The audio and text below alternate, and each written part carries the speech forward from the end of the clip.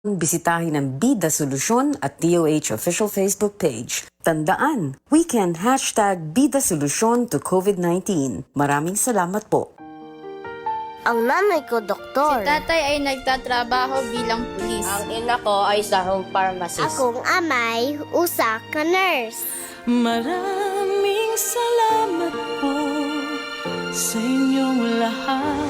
Araw-araw nilang nilalagay ang kanilang buhay sa peligro. Sa ngalan ng serbisyo, hindi lang para sa mga mahal nila sa buhay, kundi para sa ating lahat. Kaya't sa ating mga Filipino frontliners, maraming salamat po sa inyong lahat. Lahat kami ay saludo at sumusuporta sa inyo. Atid sa inyo ng PCOO, DOH, KBP at ng himpilang ito.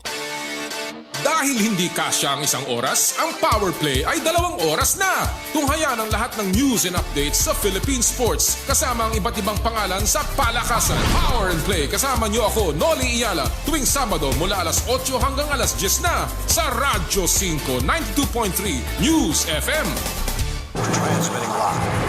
Transmitting live from our brand new studios at TV5 Media Center and Reliance Mandaluyong. By land, by sea, and on air. Mula sa pinakabaksyong newsroom sa buong bansa. 25,000 watts. Radyo 5, 92.3 News FM. Iwanan mo na ang lumang tunog ng AM. Power and Play! Narito na ako, Noli Iyala, kilalanin ang mga nasa likod ng bawat laro. Sa buhay man o sa playing court, game na tayo! Power and Play sa Radyo 5, 92.3 News FM.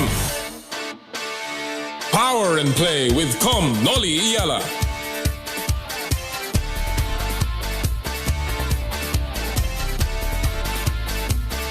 Power and Play with Noli Iyala.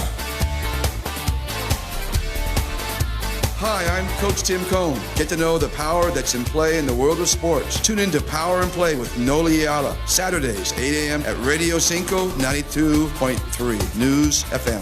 Hello, si Coach Leo Astrian ng San Miguel po ito. Alamin ang lakas sa likod ng mga laro. Tune in to Power and Play with Noli Iyala. Tuwing Sabado yan, alas 8 ng umaga sa Radyo 5, 92.3 News FM. Hi, I'm Nick Velasco. Get to know the power that's in play in the world of sports. Tune in to Power and Play with Noli Iyala, Saturdays, 8 a.m. at Radio 5, 92.3 News FM. Power and Play with Noli Iyala. Hello, this is Richard Gomez. Alamin ang lakas sa likod ng mga laro. Tune in to Power and Play with Noli Iyala. Tuwing Sabado yan, alas 8 ng umaga sa Radyo 5, 92.3 News FM. Hello, this is Monsur Del Rosario. Alamin ang lakas sa likod ng mga laro. Tune in to Power and Play with Noli Iyala. Tuwing Sabado yan, alas 8 ng umaga sa Radyo 5, 92.3 News FM. Power and Play with Noli Iyala. What's up guys, this is Kobe Paris. Get to know the power that's in play in the world of sports. Catch Power and Play Saturdays 8 a.m. to 10 a.m. at Radyo 5 92.3 News FM. Hello, si Jeron Teng po ito. Alamin ang lakas sa likod ng mga laro. Tune in to Power and Play with Noli Iyala. Tuwing Sabado yan, alas 8 ng umaga sa Radyo 5 92.3 News FM. Ignore po ng ating pandemya sa ating bansa at patuloy po na tayo tumututok sa ating mga mundo ng palakasan dito po sa ating bansa. Talaga naman pong maraming nangyayari kahit pa medyo tayong lahat ay nangungulila sa aksyon ng mga laro. Pero mamaya po, hihimayin natin muli ang makulay at magandang daigdig ng palakasan. Magandang umaga po sa inyo lahat mga kaibigan. Naku, Sabado na naman! Sabi nga ni Jose Marijan, naku, malapit na daw siya lumabas tayo hanggang ngayon narinig pa.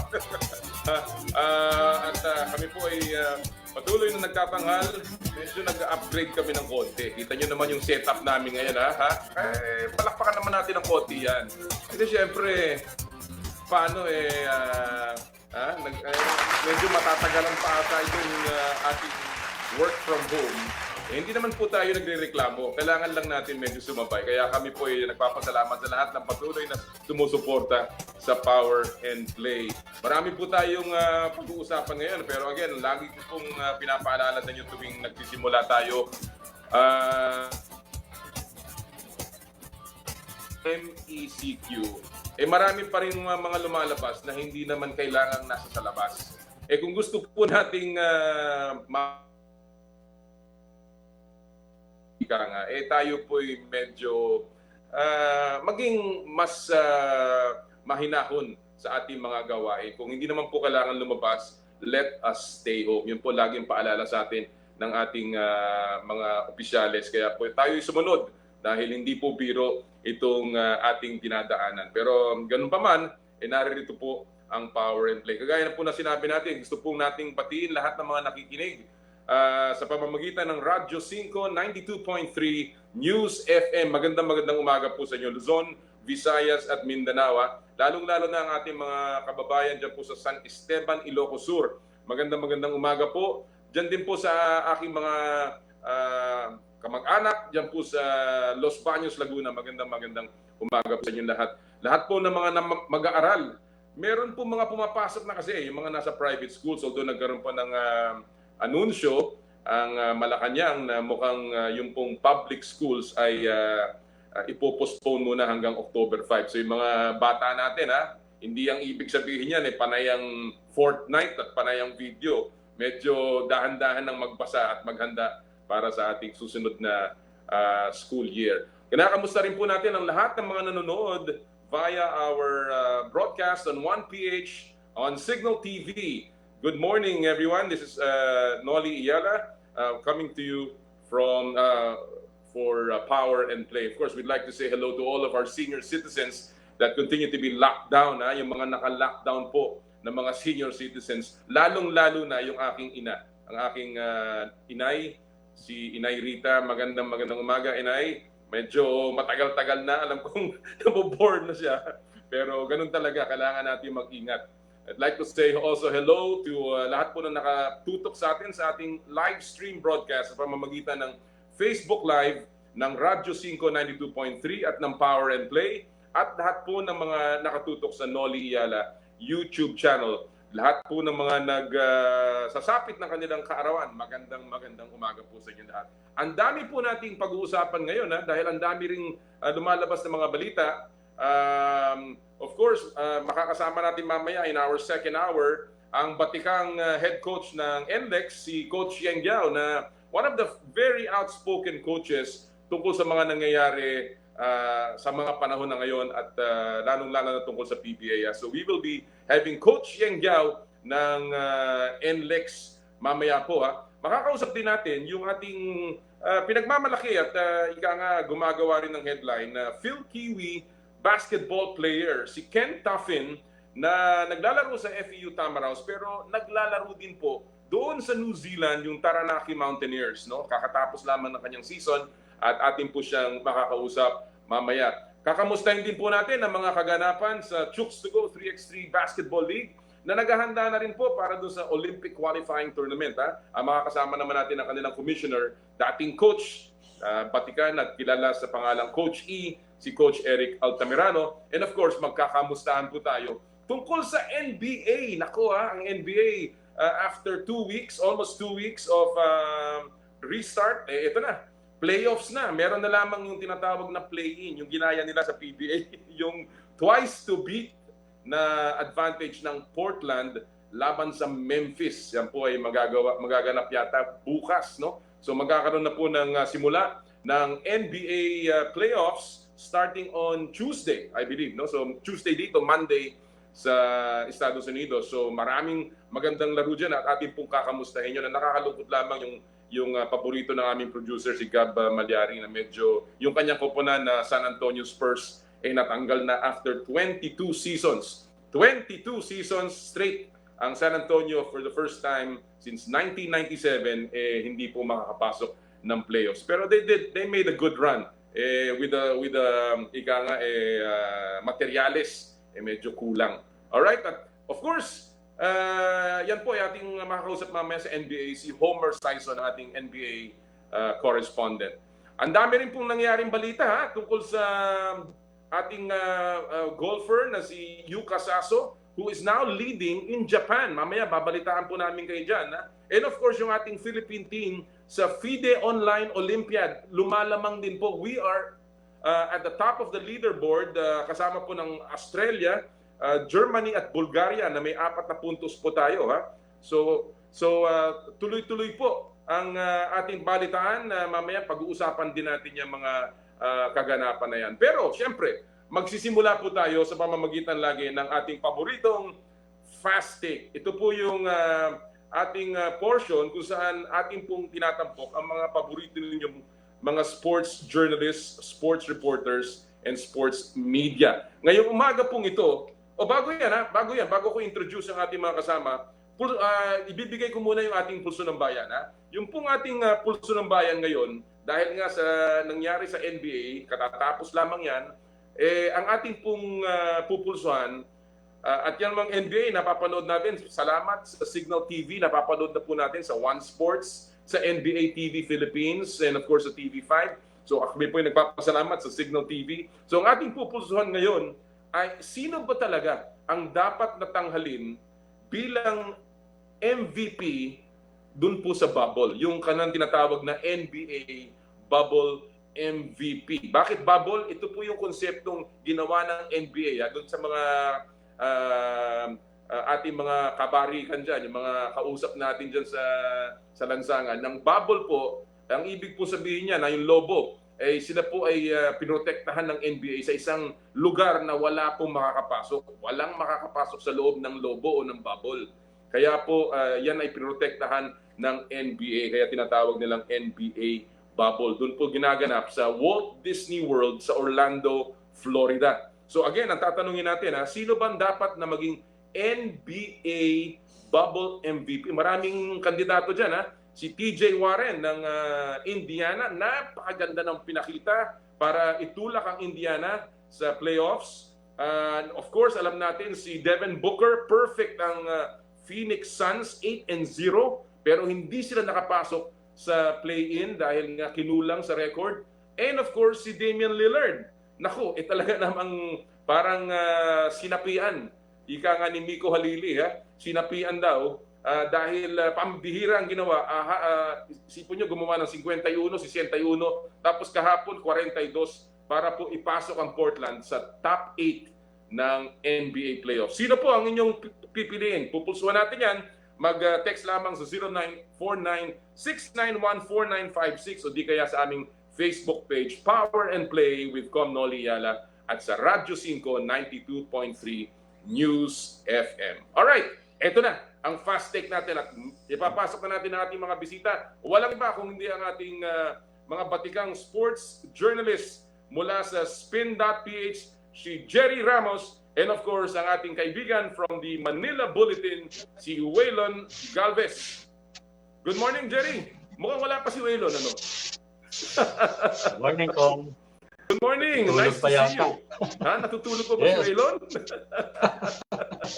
Unang-una, kakamustahin kita. Kamusta ang Chase Down? Alam niyo po si Jerry is one of the hosts ng isa nating kasamang programa dito po sa 1PH, yung Chase Down. Kamusta ang Chase Down, Jerry?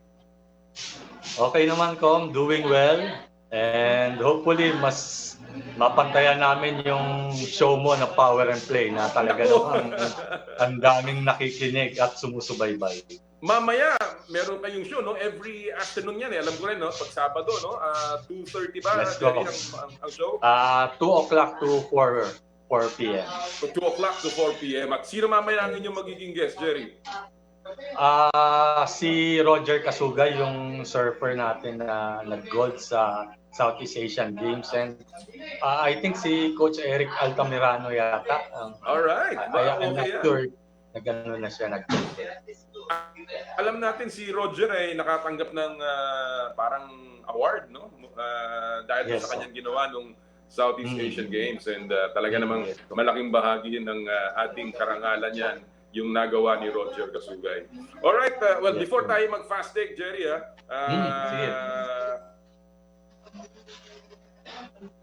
aking tatanungin ng iyong opinion. Dahil kadalasan, kayo nagre-report ng facts. Lagi ko nga sinasabi, ang sports media ang nasa sa likod ng mga kwento. Kung wala yung media, wala po tayong mababasa o maririnig tungkol sa mga nangyayari sa mundo ng palakasan. Pero bago yan, Jerry, ano bang balita sa PBA? Kamusta ang restart? Meron na bang balita? Dahil ang huli kong nabasa, mukhang pinaplano na nila yung muling pagbabalik. What is the latest sa PBA, Jeff? Yes, si Commissioner Willie Marshall is hoping na magre-revert back ang Metro Manila to General Enhanced Community Quarantine by August 18. So, para ma-process na agad, ma-proseso na yung pagbabalik nga ng PBA. And one of their move is to schedule na yung swab testing ng mga players. I think August 20 and 21 sa Makati Medical Center yung ni-reserve nilang date for that testing po.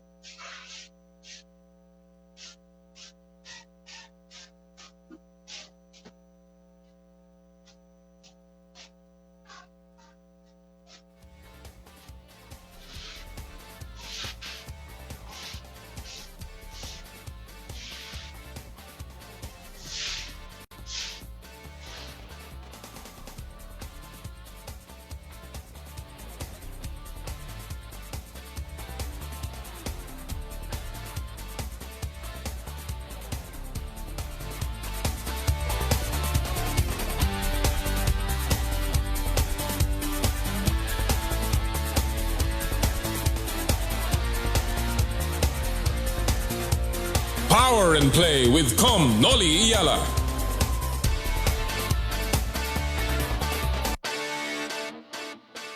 Sa patuloy na pagkalat ng COVID-19, narito ang ilang impormasyon tungkol sa social distancing. Sa community quarantine, nililimitahan ang paggalaw ng mga tao. Ganito rin ang sitwasyon sa sektor ng transportasyon, subalit patuloy ang biyahe ng cargo at delivery. Ipinagbabawal naman ang pagtitipon-tipon sa isang lugar. Suspendido rin ang klase at ibang aktibidad sa loob ng isang buwan. Ipinapatupad din ang flexible working hours sa mga ahensya ng gobyerno at hinihimok din ang mga pribadong kumpanya na gawin din ito. Sa panahong ito, hinihikayat ang lahat na panatilihin ang layong 1 metro o 1 dipa mula sa mga tao sa inyong paligid. Labanan ang virus, pigilan ang pagkalat, puksain ang COVID-19. Isang paalala mula sa PCOO, DOH, KBP at ng himpilang ito.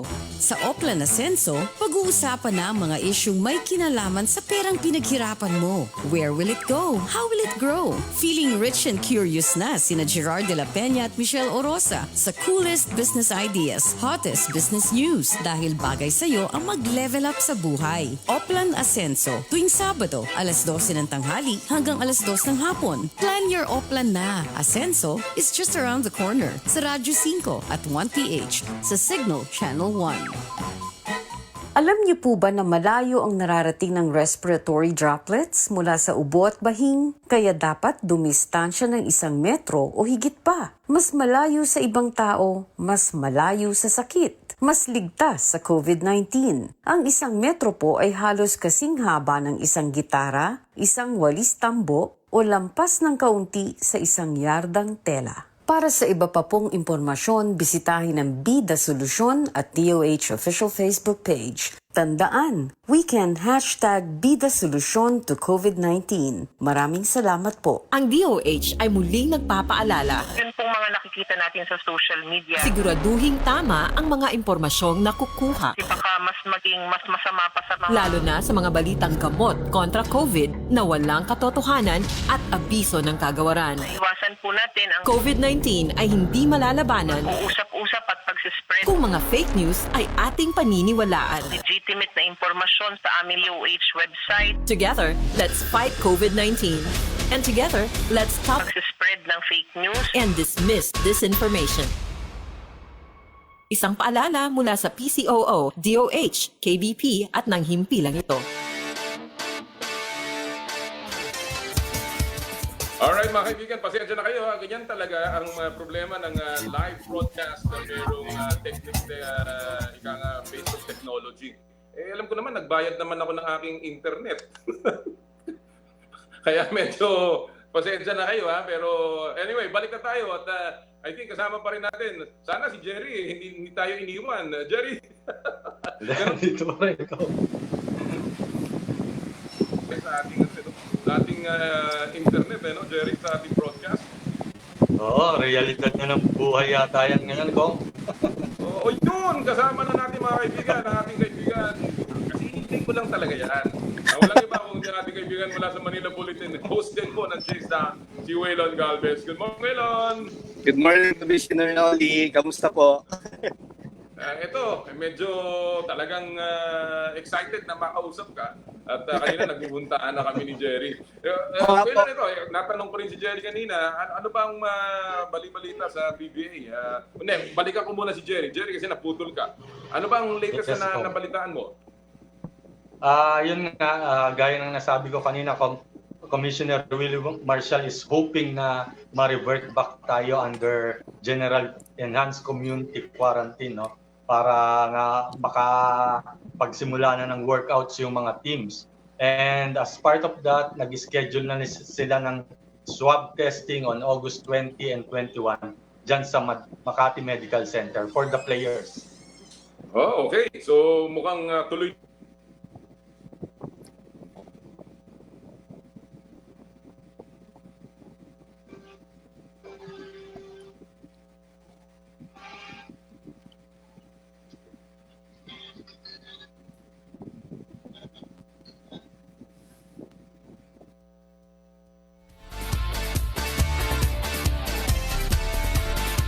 Power and Play with Com Noli Iyala.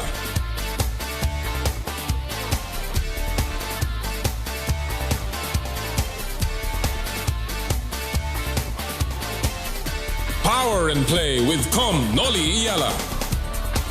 Hi, I'm Eric Mink. Get to know the power that's in play in the world of sports. Tune in to Power and Play with Noli Ayala, Saturdays, 8 a.m. at Radio 5, 92.3 News FM.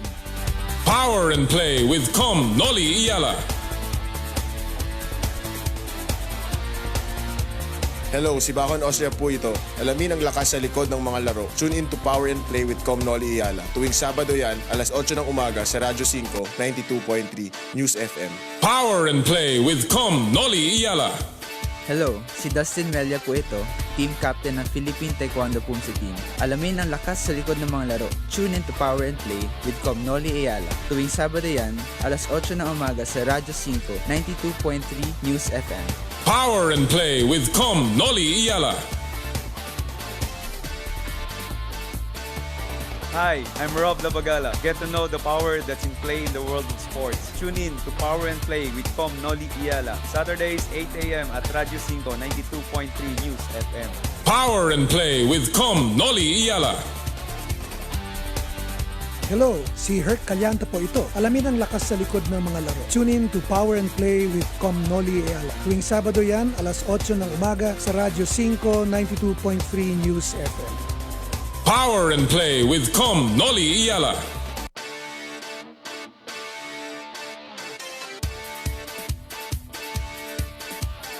Power and Play with Com Noli Iyala.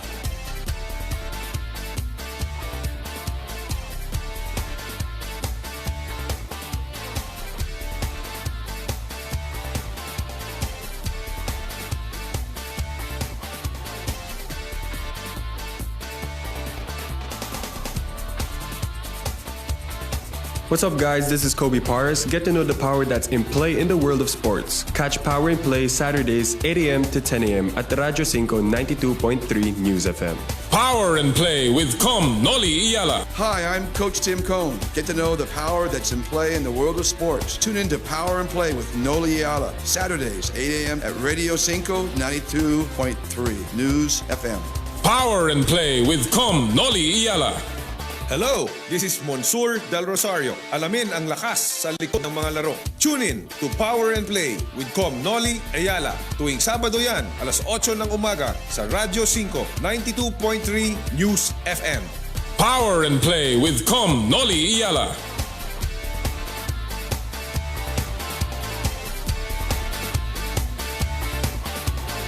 Hi, I'm Nick Velasco. Get to know the power that's in play in the world of sports. Tune in to Power and Play with Noli Ayala, Saturdays 8 a.m. at Radio Cinco, 92.3 News FM. Power and Play with Com Noli Iyala.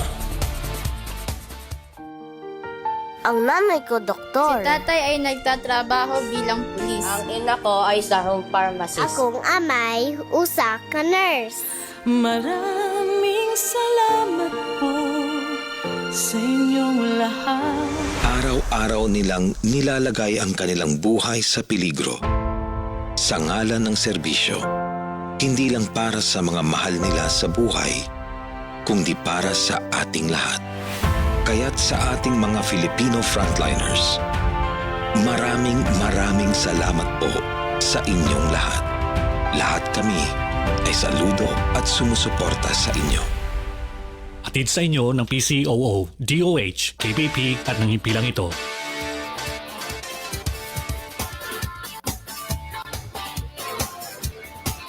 Alright mga kaibigan, isa na namang Galvez. Again pasensya tayo, humihingi tayo ng paumanhin sa lahat po ng mga nakikinig sa atin. Again, this is mga problema po ng ating koneksyon. And again, we like to apologize for the inconvenience. Jerry, Waylon, are you still with us? Of course, go. Walang iwanan. Ito na. O sige, tuloy na natin ito. Talagang ito na. Kumbaga, take 2 o take 3 na pala to. Take 3. Okay. Simulan natin sa fast take. Naku. Ang issue na ipapako ko sa inyo.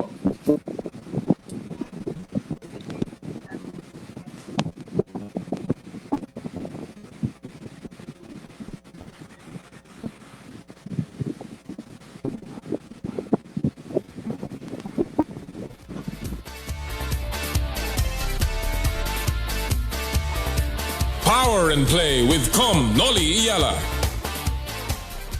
COVID-19. Reminders from DOH. Tamang paggamit ng mask. Makakatulong ang pagsuot ng surgical mask para maiwasan ang pagkalat ng mga viruses na nagdudulot ng nakakahawang sakit tulad ng COVID-19. At para ito ay maging epektibo, narito ang tamang paraan ng paggamit nito.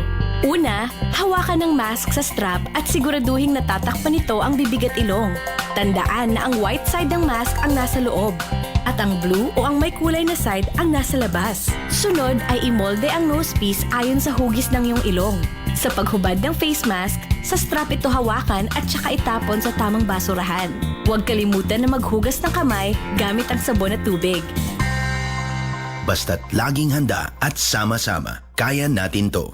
Isang mahalagang paalala mula sa DOH, PCOO, KBP at ng himpilang ito. Ngayong panahon ng pandemya, marami po ang nagkakalat ng mga bali-balita na nagpapasama pa ng sitwasyon. Kaya naman magbasa at makinig lamang sa official sources. Isip-isip bago mag-share. Basahin at pakinggan ang balita ng maigi. I-check kung galing sa official website o source. Huwag maniwala sa finorward lamang. Para sa iba pa pong impormasyon, bisitahin ang Bida Solusyon at DOH official Facebook page. Tandaan, weekend #Bida Solusyon to COVID-19. Maraming salamat po. Pananaw sa buhay. Save now, enjoy later, or spend now, struggle later. Buhay at hanap buhay. Mahirap maging successful kung hindi mo lang alam kung anong ginagawa mo. Laging maaliwalas. Laging positibo. Income minus savings equivalent to expense, pero it's not the principle alone eh. How does that principle apply to your life? Gagabayan ka ni Wealth and Life Coach Chinky Tan para makaahon sa problema. Dahil ikaw ang dapat kumilos. Ikaw ang gagawa ng paraan dahil kaya mo yan. Tuwing linggo, alas 6 hanggang alas 8 ng umaga. Point A to point Z, tuturuan ko po kayo kung paano mag-start ng business. Think positive. Bawal ang kokontra, bawal ang nega. Hindi na bale, nawala akong iPhone. Basta, meron lang akong e-phone. Sa Radyo 5, 92.3 News FM. Radyo 5, 92.3 News FM. News Update. Narito ang mga balitang hatid ng Radyo 5. Tumaas pa ang kaso ng mga pulis at tinatamaan ng COVID-19. Umakyat na sa 2,798 ang kabuuang nagpositibo sa virus, kabilang ang 41 pinakabagong infection. Nasa 13 naman ang naitalang namatay at 1,841 ang nakarecover, habang nasa 2,153 ang suspected carrier ng virus. Pinapayuhan naman ng mga PNP personnel na may sintomas ng COVID-19 na pumunta kaagad sa PNP Health Service para magpa-check up. Sa ibang balita, bukod sa positibo sa COVID-19, kinukuha rin ng barangay sa Mandaluyong City ang mga nagnegatibo sa virus na mga kaanak o pamilya ng mga tinatamaan ng COVID-19. Ayon kay Barangay Namayan Chairman Dondon Francisco, inilalagay din nila sa isang isolation facility ang mga negatibo sa virus na nakatira sa masikip na lugar para hindi sila mahawaan ng may COVID-19. Automatic anya silang daraan sa swab test para makasiguro at makalipas ang ilang araw saka lamang sila pinapauwi. Tiniyak ni Francisco na kompleto ang pasilidad sa mga lutuan, ref at TV, CR na titigilan ng mga negatibo sa virus. Pinadadalhan sila ng mga pagkain at pinasusunod sa lahat ng mga health protocols na guidelines ng Department of Health. At yan ang balita. Ako si Mon Gualvez ng Radyo 5, 92.3 News FM. Radyo 5 News Update. Tuwing kailan ba natin dapat hugasan o isanitize ang ating mga kamay? Bago umalis ng bahay at pag-uwi ng bahay. Kapag hinawakan mo ang mga common surfaces, pintuan, switch ng ilaw, pindutan ng elevator, ATM machine, pera at iba pa. Bago at pagkatapos isuot ang iyong face mask. Bago at pagkatapos kumain. Pagkatapos gumamit ng banyo. Bago at pagkatapos hawakan ang iyong mukha. Ginagawa natin ito hindi lamang upang protektahan ang ating sarili, ngunit upang protektahan din ang iba. Para sa iba pa pong impormasyon, bisitahin ang Bida Solusyon at DOH official Facebook page. Tandaan, we can #Bida Solusyon to COVID-19. Maraming salamat po. Ang DOH ay muling nagpapaalala. Yan pong mga nakikita natin sa social media. Siguraduhing tama ang mga impormasyong nakukuha. Baka mas maging mas masama pa sa mga... Lalo na sa mga balitang gamot kontra COVID na walang katotohanan at abiso ng kagawaran. Iwasan po natin ang COVID-19 ay hindi malalabanan. Uusap-usap at pagsispread. Kung mga fake news ay ating paniniwalaan. Legitimate na impormasyon sa aming DOH website. Together, let's fight COVID-19. And together, let's stop pagsispread ng fake news and dismiss disinformation. Isang paalala mula sa PCOO, DOH, KBP at ng himpilang ito. Sa lahat ng mga magigiting nating mga kababayan sa frontline. Pacheck po ng inyong ID. Hingang malalim po. Lagi po tayong maghuhugas ng kamay, ha? Check po tayo ng temperature. Kayo ang aming mga bayani. Maraming salamat po sa inyong serbisyo. Lahat kami ay saludo at sumusuporta sa inyo. Atid sa inyo ng PCOO, DOH, KBP at ng himpilang ito.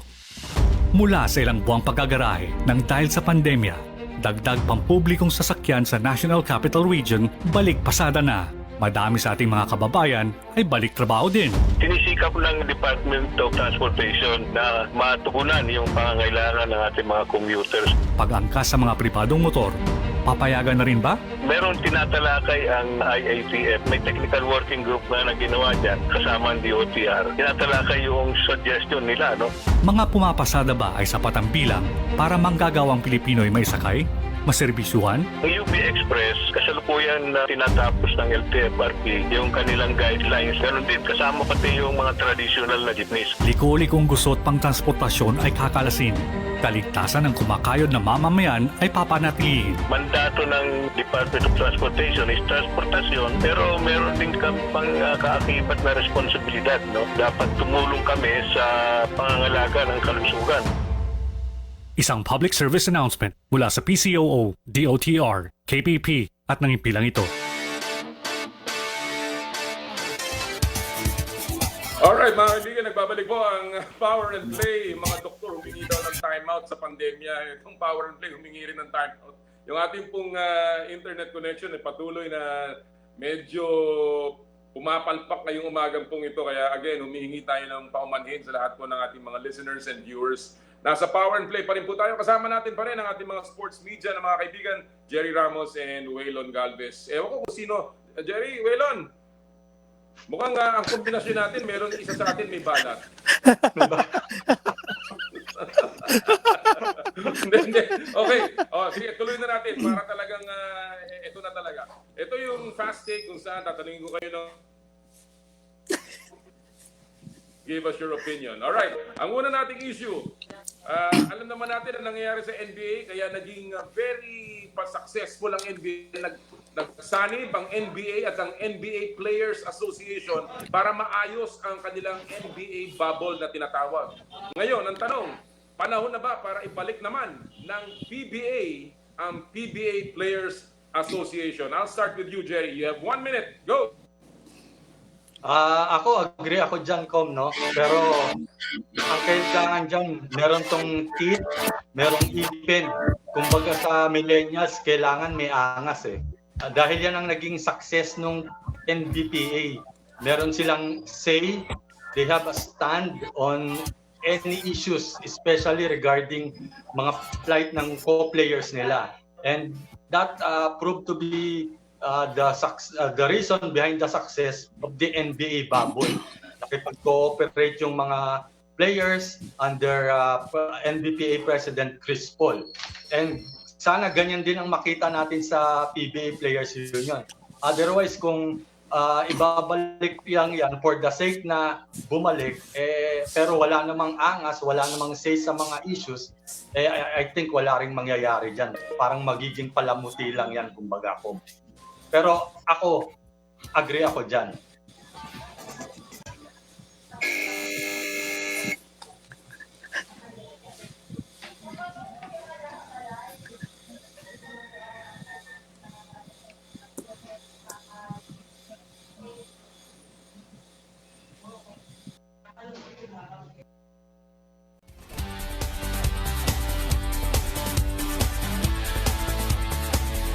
Power and Play with Com Noli Iyala.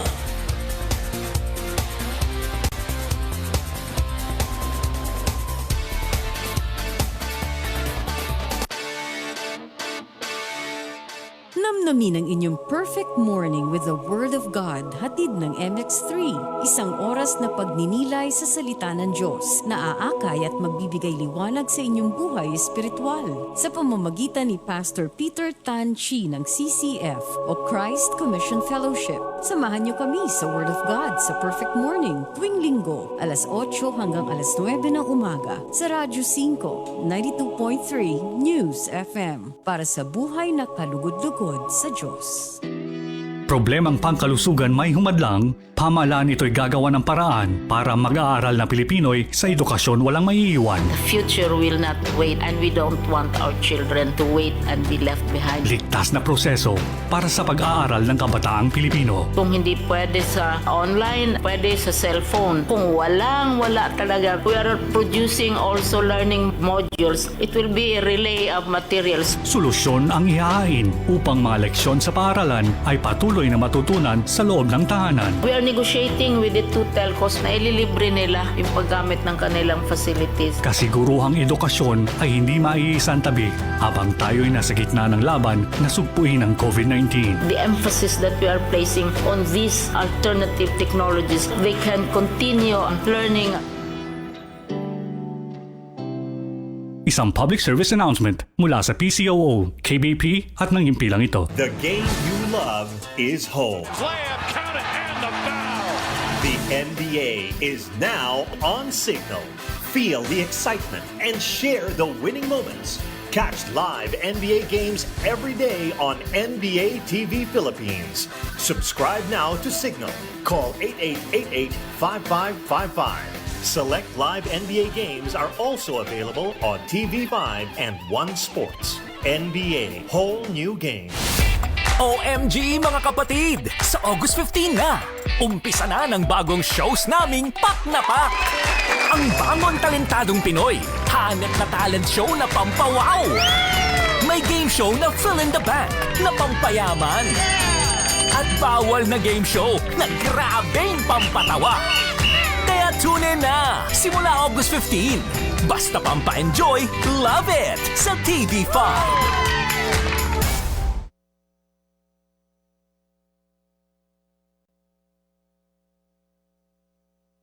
Blended learning is a way of teaching that combines... Sa ilalim ng New Normal, naglatag ang Department of Education ng mga paraan para may pagpatuloy pa rin ng kabataan ang kanilang pag-aaral kahit nasa loob ng tahanan. We now call it blended learning.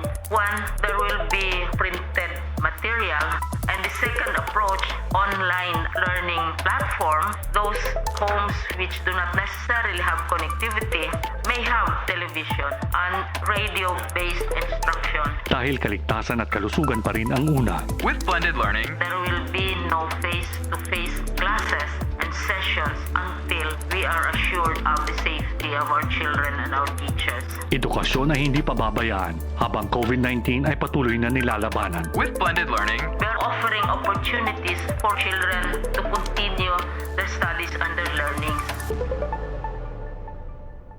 A message from PCOO, KBP, and this station. All ready ka na bang harapin ng bagong umaga? Maging handa sa balita at kaalaman tungkol sa buhay at kalusugan. Sa gitna ng COVID crisis, makakasama na nating muli sina Orly Mercado at Cheryl Cosim sa All Ready. Alas 6 hanggang alas 7 na umaga via live streaming sa 1PH Signal Channel 1 at Radyo 5, 92.3 News FM. Ang DOH ay muling nagpapaalala. Yun pong mga nakikita natin sa social media. Siguraduhing tama ang mga impormasyong nakukuha. Baka mas maging mas masama pa sa mga... Lalo na sa mga balitang gamot kontra COVID na walang katotohanan at abiso ng kagawaran. Iwasan po natin ang COVID-19 ay hindi malalabanan uusap-usap at pagsispread. kung mga fake news ay ating paniniwalaan. Legitimate na impormasyon sa aming DOH website. Together, let's fight COVID-19. And together, let's stop pagsispread ng fake news and dismiss disinformation. Isang paalala mula sa PCOO, DOH, KBP at ng himpilang ito.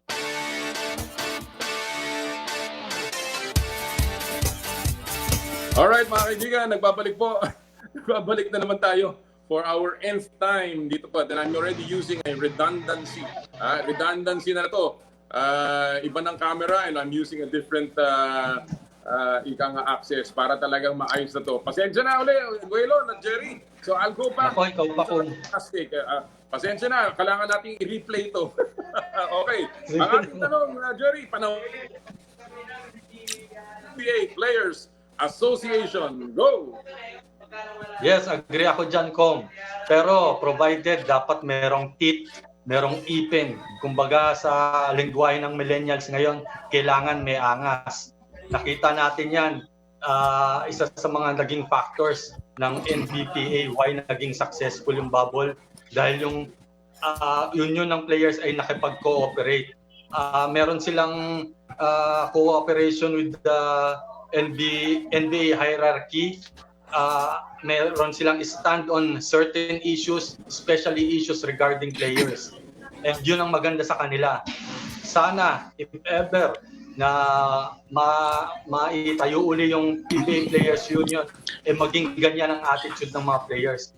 May mga say sila sa mga issues regarding their plight. Otherwise, kung magiging palamuti lang yan, wala ring mangyayari dyan. Pero agree ako dyan, kung provided nga, merong angas yung PBA Players Union.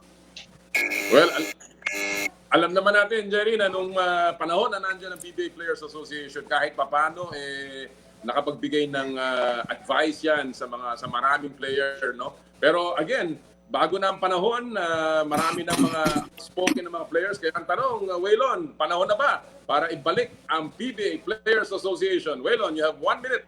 Go! Com, I have to agree with Jerry, no, doon sa sinabi niya regarding the Players Union. Alam naman natin na maganda yung, kung active lang ang Players Union ng PBA, maganda at maraming na itutulong to sa players. Nandyan yung pagbibigay ng tuition fee sa mga anak ng mga dating player, di ba? Ang ano lang, Com, ang kagandahan lang siguro yan, maski wala yung Players Union, hindi sila active for now, mayroong communication between the Commissioner's Office and the players. Kung matatanda natin, Commissioner, kailan lang bago umpisa itong talks na ibabalik ang PBA yung training ng teams, nakipag-usap si Willie Marshall, ang ating Commissioner, with the players, yung meeting with the teams. Meet niya with the teams. So, naging magandang naging magandang way para magkaroon ng possibility or daan para maibalik yung training natin sa PBA na inaantay natin ngayon. Alright, sakto. Sakto mga sinabi mo, Waylon. At ako, sangayon ako dyan. I've been a big proponent ng pagbabalik ng PBA Players Association. Hindi sa lahat ng bagay. I think there are certain areas na dapat manatili sa poder ng PBA. Pero may mga bagay na sa tingin ko panahon na para may boses ang mga players sa kanilang sariling liga. Alright, ang ating susunod na issue, Waylon and Jerry. Ang tanong, sinong PBA player sa tingin ninyo ang puputol sa MVP streak ni Junmar Fajardo? Sisimulan ko sa iyo, Waylon. You have 1 minute. Go! Ako, Commissioner, tingin ko hindi player. Injury. Kasi kita niyo naman, wala si Junmar. Imagine ko nag-start ng PBA ngayon. Kung merong PBA. Walang Junmar Fajardo for season kasi because of a leg injury. Pero kung tatanungin mo ako kung player naman, I think Jason Castro had his shot. In the 6 MVPs of Junmar, 4 doon kasama si Jason sa Mythical 5. So, 4 out of 6, hindi na masama. Kaso nasa na si Jason ngayon, medyo at the twilight na rin of his career Medyo may edad na rin si Jason. But now, kung titignan natin ng mga batang players, tingin ko, ang isang may magandang pag-asa si Christian Stan Hardinger ng Northport. Kung titignan mo ko, galing siya sa San Miguel, and then nung nalipat siya sa Northport, nag-ano pa rin siya, nag-improve yung plays niya, and then he was able to join the medical team, and yung points, rebounds, assists, nandun kay Christian Stan Hardinger lahat Alright. Well, Christian Stan Hardinger, isa sa mga alam kong malayo o mararating sa ating liga. And I'm talagang pabor ako dyan sa sinabi mo, Waylon. Alright, Jer, ang tanong ulit, sino kaya sa mga PBA players ngayon sa tingin mo ang puputol sa streak ng MVP awards ni Junmar Fajardo? Jerry, you have 1 minute. Go! Tatlong naiisip ko ngayon kung tama si Waylon, Jason Castro, Christian Stan Hardinger, and Jacket Aguilar. But again, to win an MVP award, equated dapat yan sa teams mo nagpapanalo rin. Kailangan nanalo ka ng maraming ng wins, no? Nagpo-post ka ng wins in the scoreboard and at the same time nananalo ng championship. Kasi kung makikita natin yung mga history ng mga past MVP awardees, ano ba yung naging factor, ano yung dominant factor dyan? Nagcha-champion yung mga teams nila. And hopefully, among those three, mag-champion yung team para magkaroon ng chance against Junmar Fajardo. Meron akong nakikita down the road na pwedeng maputol yan kay Soto, pero alam natin, mag-NBA yan. And mas gusto ko nang makita siyang maglaro sa NBA rather than prove me right about my prediction. Ang ganda nun, Jerry. Kay Soto, yan talaga namang yan ang aabangan at sana nga one day makita natin tumungtong sa NBA yan. Ako idadagdag ko lang sa listahan ninyo si Stanley Pringle. Tingin ko may chance kahit pa. Hindi lang dahil magaling si Stanley, kung hindi dahil ang Hinebra ay laging nagpapapanalo. So, alam mo naman sa statistical points at saka sa boto ng mga media at saka ng players, malaking bagay yung nananalo yung iyong koponan. Alright, ang pangatlo nating issue this morning sa ating fast take. Ito, maganda to. Kasi kayo ang laging nasa likod ng balita. Kayo ang laging kausap ng mga sports personalities at ng mga PBA personalities. So, ang tanong ko sa inyo, sino ang inyong PBA all-interview first 5? Yung pinaka... Ano yan? Players lang ba? At kahit na sino, player, coach, kahit na may-ari ng team, sino ang PBA all-interview first 5 ninyo? I will begin with you, Jerry. Go! Ako unang-una, Robert Jaworski. Kasi pag si Robert Jaworski nung time na naglalaro siya, konting buka lang ng bibig niya, konting salita lang yan, quotable quotes na. Ang isang memorable quote niya, kung ayaw mong masaktan, maglaro ka na lang ng chess. And then you have Jojo Lastimosa, na alam natin, very articulate, very vocal, very frank, minsan to the point na may nasasaktan siyang damdamin, but still, kasama ko si Jojo Lastimosa dyan. of course, si Coach Cheng Giao. Alam natin yung lingwahe ni Coach Cheng Giao. Ganun din, vocal, very frank. May sinabi siya minsan kay Paul Lee, ang lambot-lambot mo, para kang marshmallow. And then you have Ron Jacobs. Sabi niya dati, live by the sword, die by the sword. Dahil nag-live sila and die with Nelson Asaitono. And finally, Arwin Santos. Masyadong malalim, masyadong matalinhaga. Yun, ang galing naman nun. Kompleto yun ha, pamula sa coach hanggang sa mga player, kompletong-kompleto. Excellent. Alright, Waylon, ikaw, sino ang iyong PBA all-interview first five? You have 1 minute. Go! Ako, Kom, yung mga inabutan ko siguro, no? Yung na-cover ko mismo. Unahin ko na yung coach, si Coach Yao. Tama si Jerry dyan. Every buwan ng bibig ni Coach Yao, talagang very articulate, very interesting pag ini-interview yan, no? Second, sa players naman, I have to include si Paul Lee and L.A. Tenorio as my guards.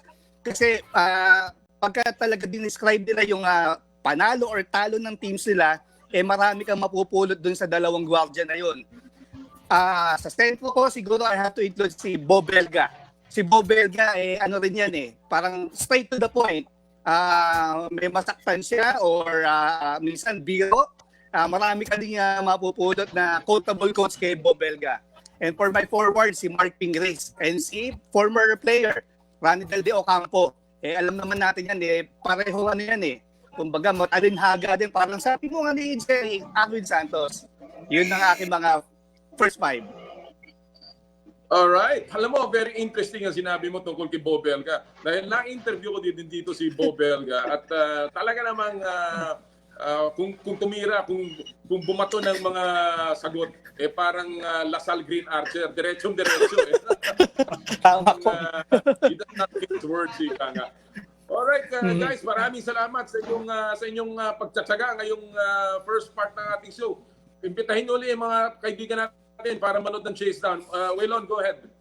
Yes, this afternoon, 2 p.m., manood po kayo ng The Chase Down. Very interesting ang mga guests namin. Abangan nyo kami si Jerry, si Abak, si Risa, at si Zaldi. Maraming salamat, Commissioner.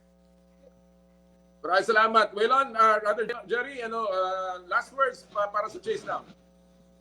Yes, we're inviting the viewing public na manood ng Chase Down mamaya, 2 to 4 p.m. sa 1PH Signal TV. And it's a pleasure, Kom, guesting again here on Power Play.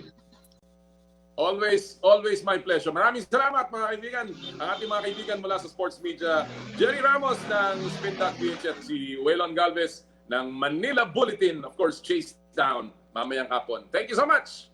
Yan po ang ating mga kaibigan sa Fast Take na talaga namang ang gaganda ng kanilang mga pinitawang mga sagot. Alright, at this point, mukhang ready na tayo kagad kasi medyo naantala tayo kanina. We had our problems, our technical problems, pero mukhang ngayon tuloy-tuloy na tayo. Hopefully, hindi na tayo mabitin ng ating komunidad, ang ating komunikasyon rather. Alright, kasama po natin ngayon ang dating coach, of course, PBA champion coach at batikang collegiate coach, pero ngayon siya po ang commissioner ng Chooks to Go Pilipinas 3x3 Basketball League na siya rin nagpapasimuno ng ating koponan patungo sa Olympic qualifying tournament. Walang iba kundi si Coach E, Coach Eric Altamirano. Good morning, Coach! Good morning, Com. Kamusta ka?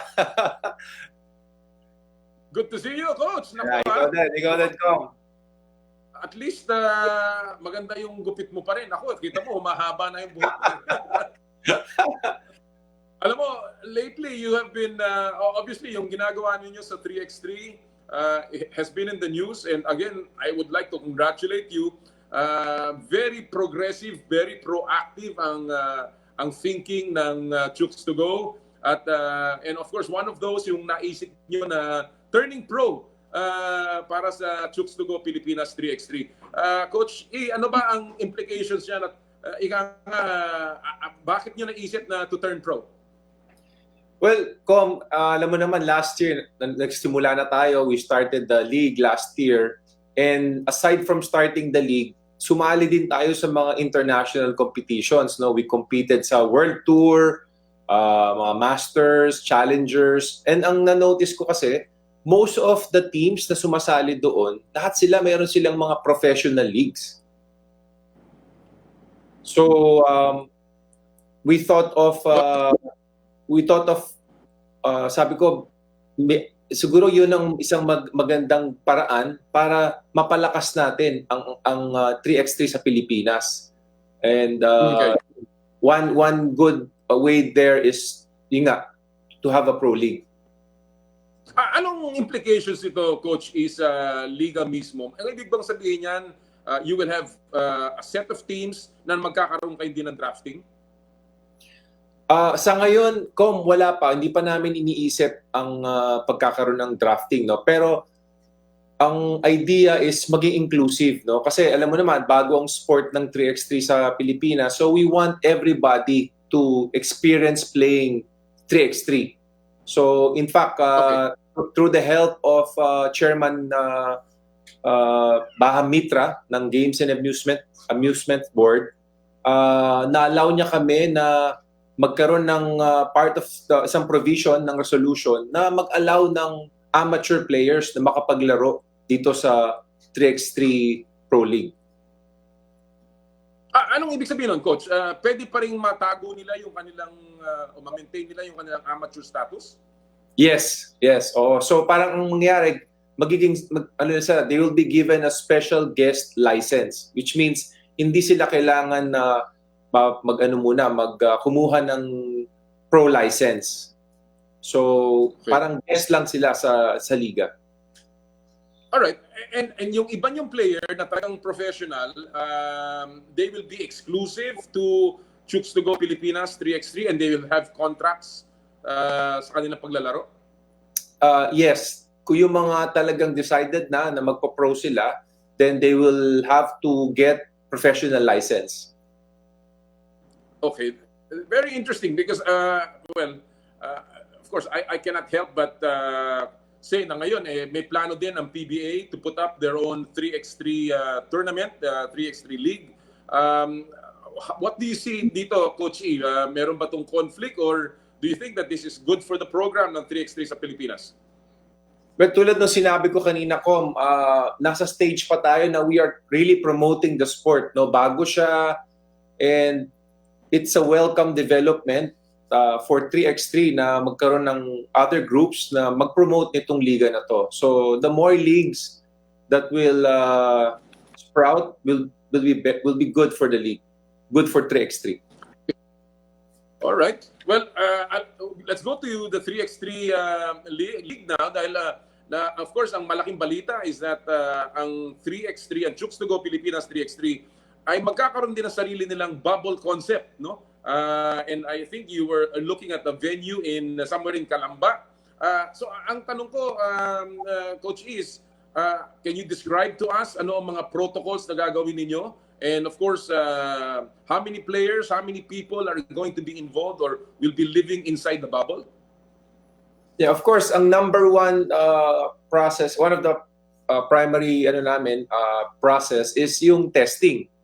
Kailangan talaga all the people that will go inside the bubble will have to go through a stringent process of testing, no, sa COVID testing. So, meron siyang PCR testing, which is swabbing, at magkakaroon pa kami ng antigen testing the day that we are going to go inside the bubble. And meron pa kaming isang testing pagdating sa loob, pag in between the two legs that we're going to play, meron pa silang testing. So, ang reason doon is siyempre gusto natin magkaroon ng double protection sa mga players, especially when they go back to their families after the bubble. So, more or less, gaano katagal ang magiging itong konsepto ninyo ng bubble? How long will the players have to stay inside that venue? And of course, away from their families, kumbaga? Well, compared sa NBA, ito it's a semi-bubble type, no? So, there's a series of bubble that we're going to do. So parang every time we go inside the bubble, we are holding 2 legs. Alam mo naman, Com, 'di ba? Before we used to do 1 leg per weekend, 'di ba? So ngayon, gagawin namin is you go inside the bubble on a Thursday, hold the first leg on a Friday, and then break kami ng Saturday. That's the testing day namin. And then hold another leg Sunday, and then labas kami ng bubble. And then we will have a gap of 2 weeks, and then papasok uli kami ng bubble and do the same thing. So we will have 3 times that we will go inside the bubble per conference to finish our 6 legs. Okay. But that's very interesting dahil alam naman natin kung gaano talaga yung unang-una yung dex testing, pangalawa yung controls, no, na wala makapasok doon. And of course, yung protocol kung meron mang mag-positive. Now, in the NBA, mas madali ang coach dahil maraming player ang isang basketball team. Ang problema natin sa 3x3, alam natin ay aapat lang ang iyong lineup, no, na naglalaro. So how are you going to manage this na assuming merong isa diyan na magkaroon ng problema, are you going to add more players sa lineup nila? That's a good question, Com, no? So we are asking all the teams to have 6 players in the roster na papasok sa bubble. So in case na Thursday pa lang, when they get tested at merong nag-positive, then they could already get replacement. Meron na kagad sila, no? And then at the same time, the same thing din, kung nasa loob ka ng bubble, all of a sudden, merong na-injure na isang player, merong kang reserve that can play for the next leg. By the way, Tom, I forgot to answer you kanina, no? Kung ilan ang papasok sa bubble. So we're looking at around 100 to 150 people, including na yung production team, including the organizers and the players and the teams na papasok.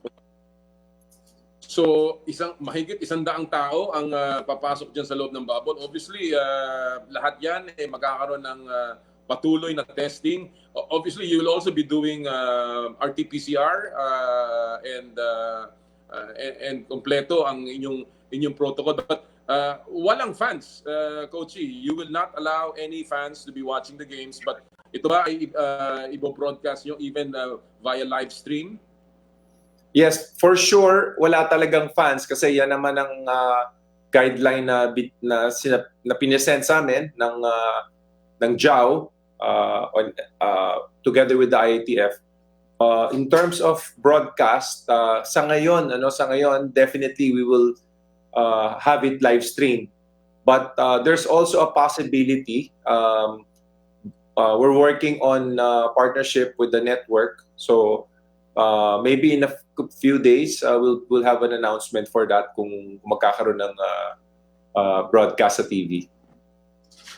Very interesting dahil marami naman nag-aabang yan, and of course dahil sa alam natin na ang 3x3 ang naiiwan na lamang na team event na maaari makapasok ang Pilipinas sa Olimpiada.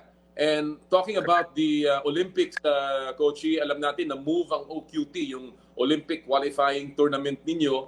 This has been moved for next year. Pero right now, ano ang plano? Nagpa-practice pa rin ba ang iyong team na kasama si Alvin Pasaol at si PBA players natin practicing? Well, sa ngayon, wala pa, no? Wala pa. We haven't started anything yet kasi na-delay tayo because of the MECQ. But probably as soon as ma-lift itong MECQ at makabalik tayo sa GCQ, we could already start having our testings and training, no? So I think for now, ang na-allow pa lang sa atin ng IATF and JAO is yung individual practices for both for the teams na sasali sa liga at also for the pool na maglalaro for OQT. Okay, and with respect to the PBA players, ano ba, alam ko that you have been also in communication with the PBA. What is the position of the PBA sa kanilang pagpapahiram sa mga players na gagamitin ninyo kasama ni Joshua Monzon at saka ni Alvin Pasaol?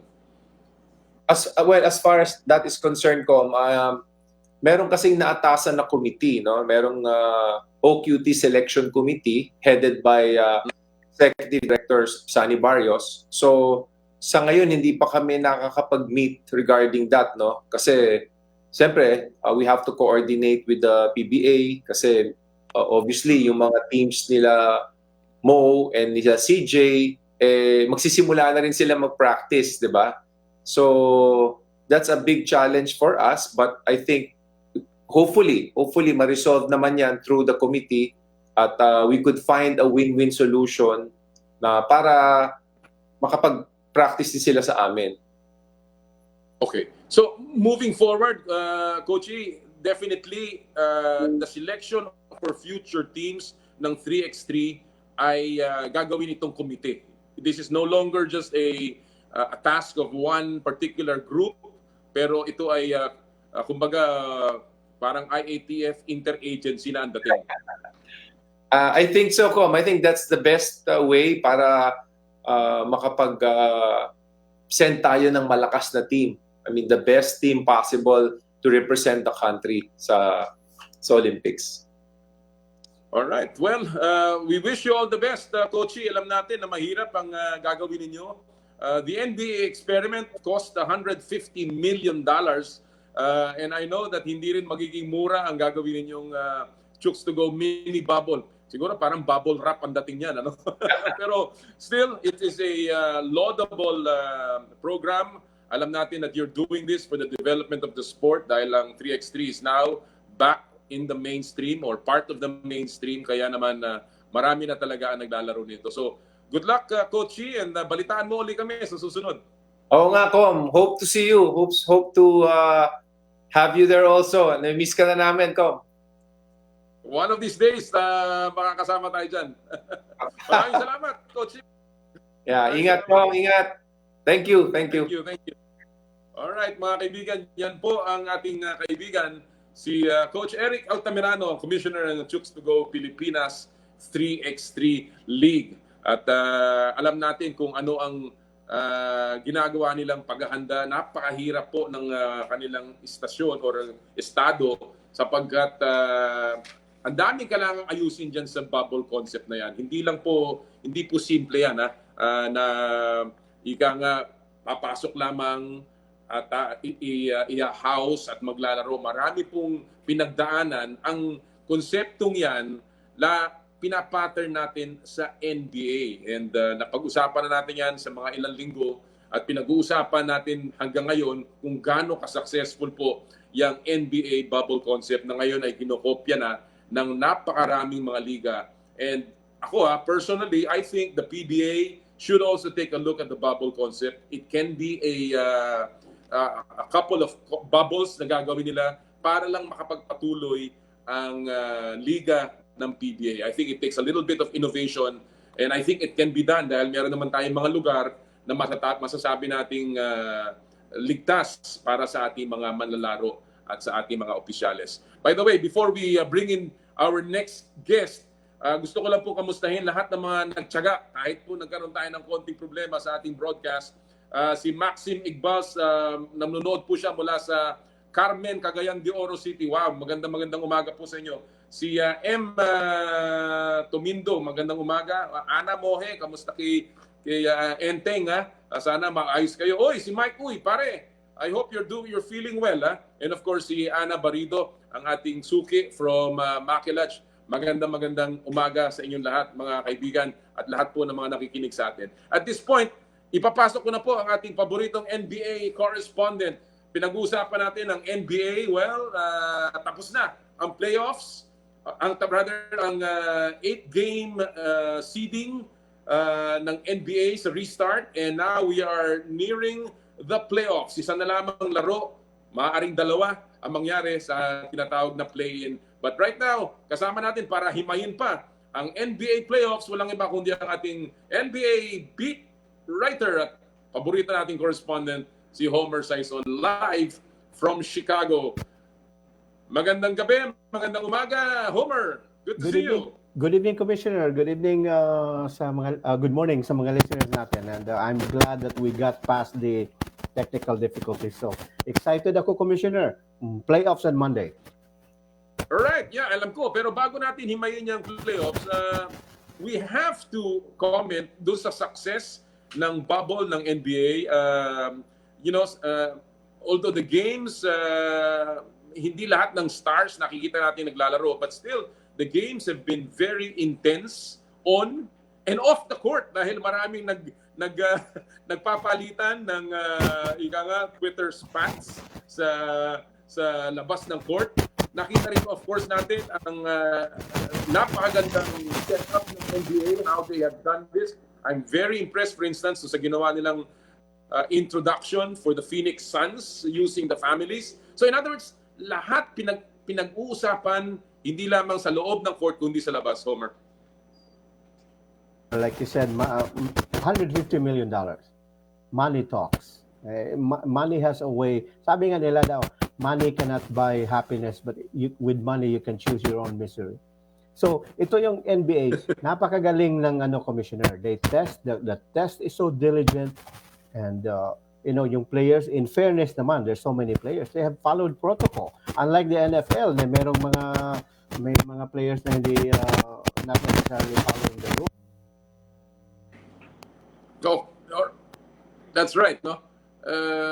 Well, we've seen a lot of developments coming from the players. The Giannis headbutt, yung awayan ni Butler at saka ni CP3, yung balikan ni Lillard at ni Paul George and ni Pat Bev. Is this part of the show?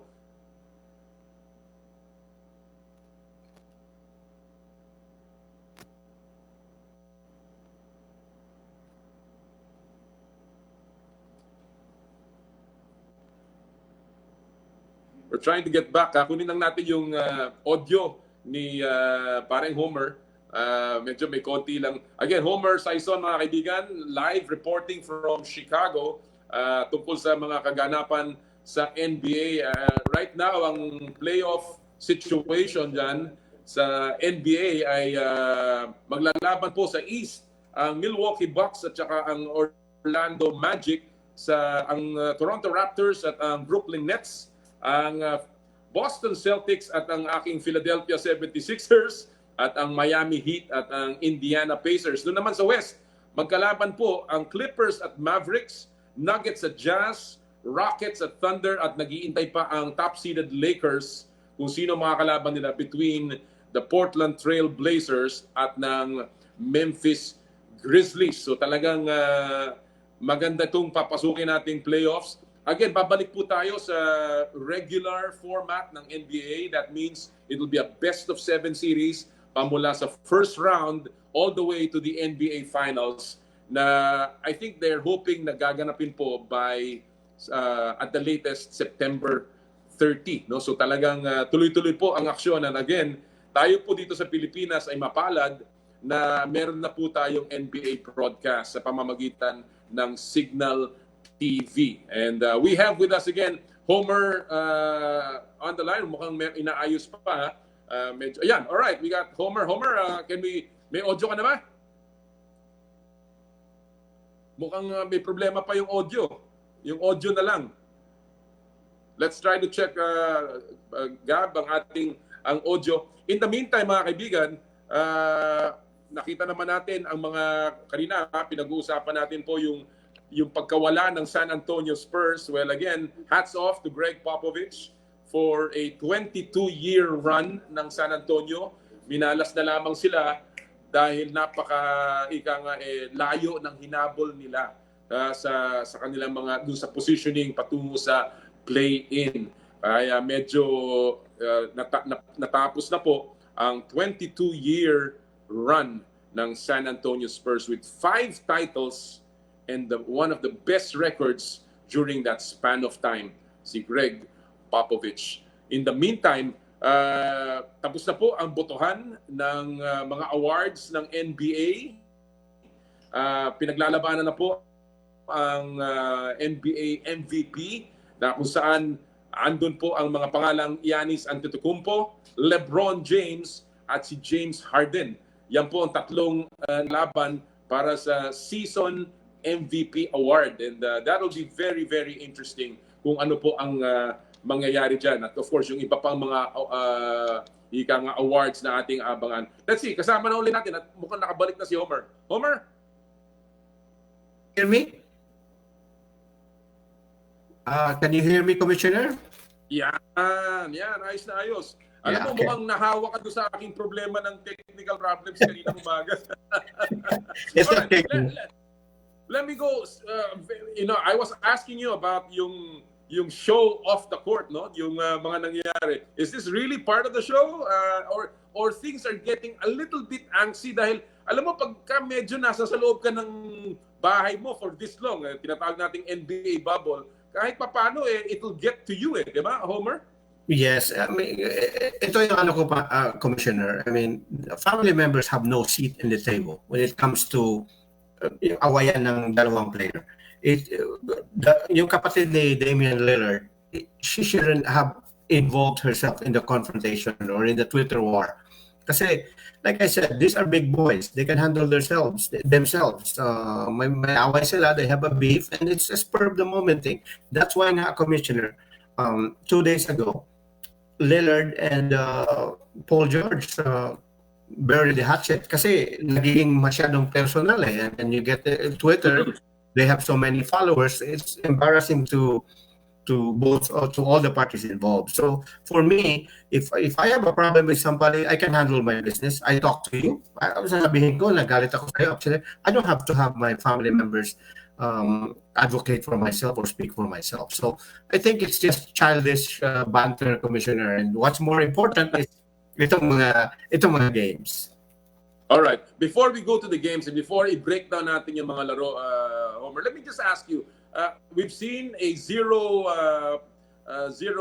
positive results sa mga testing of over 300 plus personnel and players in the bubble. Obviously, lahat ng nagawa nito dahil nagkaroon ng very strong collaboration between the NBA and the NBPA. And kanina pinag-uusapan namin with your co-sports journalists kung panahon na ba para sa PBA na magkaroon na rin ng sarili nilang o yung pagbabalik ng Players Association. What is your take tungkol dyan? Yes, Commissioner, companies, like I said in my tweet, in my column about Commissioner Marcial, who is a very fine commissioner. He gives so many fines. Ang ano ko, Commissioner, is this, unions are being frowned upon in the United States because unions, maingay, maraming mga demands. But when companies have or show or manifest tyrannical and unfair tendencies, that's where kailangan mo ng union.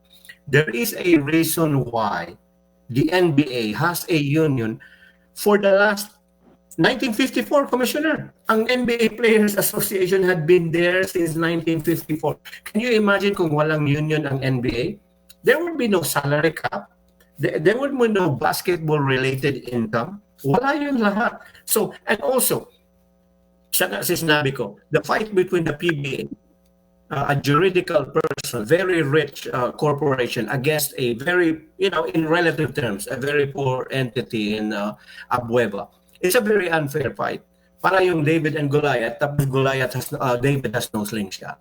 So, ang kailangan dito is a union that would represent or advocate the interests of the players. Kasi unfair, Commissioner, it's 14 months.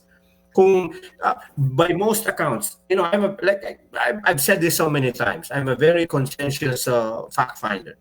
So before I write a story, I'm not there in the Philippines. So I talk to all my fellow reporters and say, ano ba si Commissioner Marcial? And they tell me, he's a very good guy, a very nice guy. So ang sabi ko, then why is he 14 months so unfair? Have you seen his 5 children? Have you seen Abueva? No paycheck, may allowance lang daw. I saw your interview, 17 minutes, 39 seconds last week with Calvin Abueva. So ito yung sabi ko, Commissioner. I mean, ikaw, you're a lawyer, and crime and punishment, hammer and nail analogy. Kung ano yung kasalanan, ito yun ang penalty. But this is gone too far. It's 14 months. It is so unfair. Arwin Santos, I can make the argument. Binanggit ni Mysterious daw itong si Arwin Santos, but the offense that he made, taunting an import with a monkey gesture, is an international incident. It's far greater than the past in these questions na ginawa ni Abuelo. I don't have a horse in the race, Commissioner. I haven't met Commissioner Marshall, and I don't intend to meet him. Same thing with Abueva. I haven't met the guy. I don't know him. But as a father, as a guy who, earns a livelihood for your children, nakikita ko, mahirap. I mean, you have 5 children. They shouldn't be collateral damage, Commissioner. So, tama na. Wag na palitan na because he's a good guy. Commissioner Marshall is a good guy. But, ako, on the association, I really am a strong advocate. I really believe that dapat magkaroon na ng boses ang PBA players. Alam ko na napigil yan dahil dun sa PhilAm and local spat nung araw. But now that everything is good and lahat sila nagkakasundo, I think a stronger voice. Not for everything, hindi lahat kagaya ng NBPA, but only on certain matters na pwedeng makonsult ang mga PBA Players Association. I think it will help para lalo pang mapalago ang ating liga. But all right, let me leave it at that dahil nakikinig si Com Willie sa atin alam mo naman kaibigan natin si Com Willie. He's a good guy. Let's go to the NBA and the meat of the matter, which is playoffs. All right. When you look at the East, and let's start with that dahil yan set na ang labanan sa East. What is the series that most excites you and perhaps may go down the wire? No, nothing in the East, Commissioner. Itong Bucks and Magic reminds me of a song by Neil Sedaka. Anong song yung, Commissioner? Sweet Caroline 4-0 yun. I mean, the Milwaukee Bucks are a very good team. It's very deceptive kasi yung Milwaukee daw 3-4 during the bubble. But Milwaukee didn't have the continuity that's necessary to be a good team. Wala si Eric Bledsoe because of COVID-19 test and Pat Connaughton. And also, Milwaukee had already secured the number 1 seed, like third game into the seeding. So hindi talaga nilaro nila yung lahat ng mga players nila. The series that really interests me is Miami and Indiana Pacers. Kasi because of the element of Jimmy Butler and TJ Warren.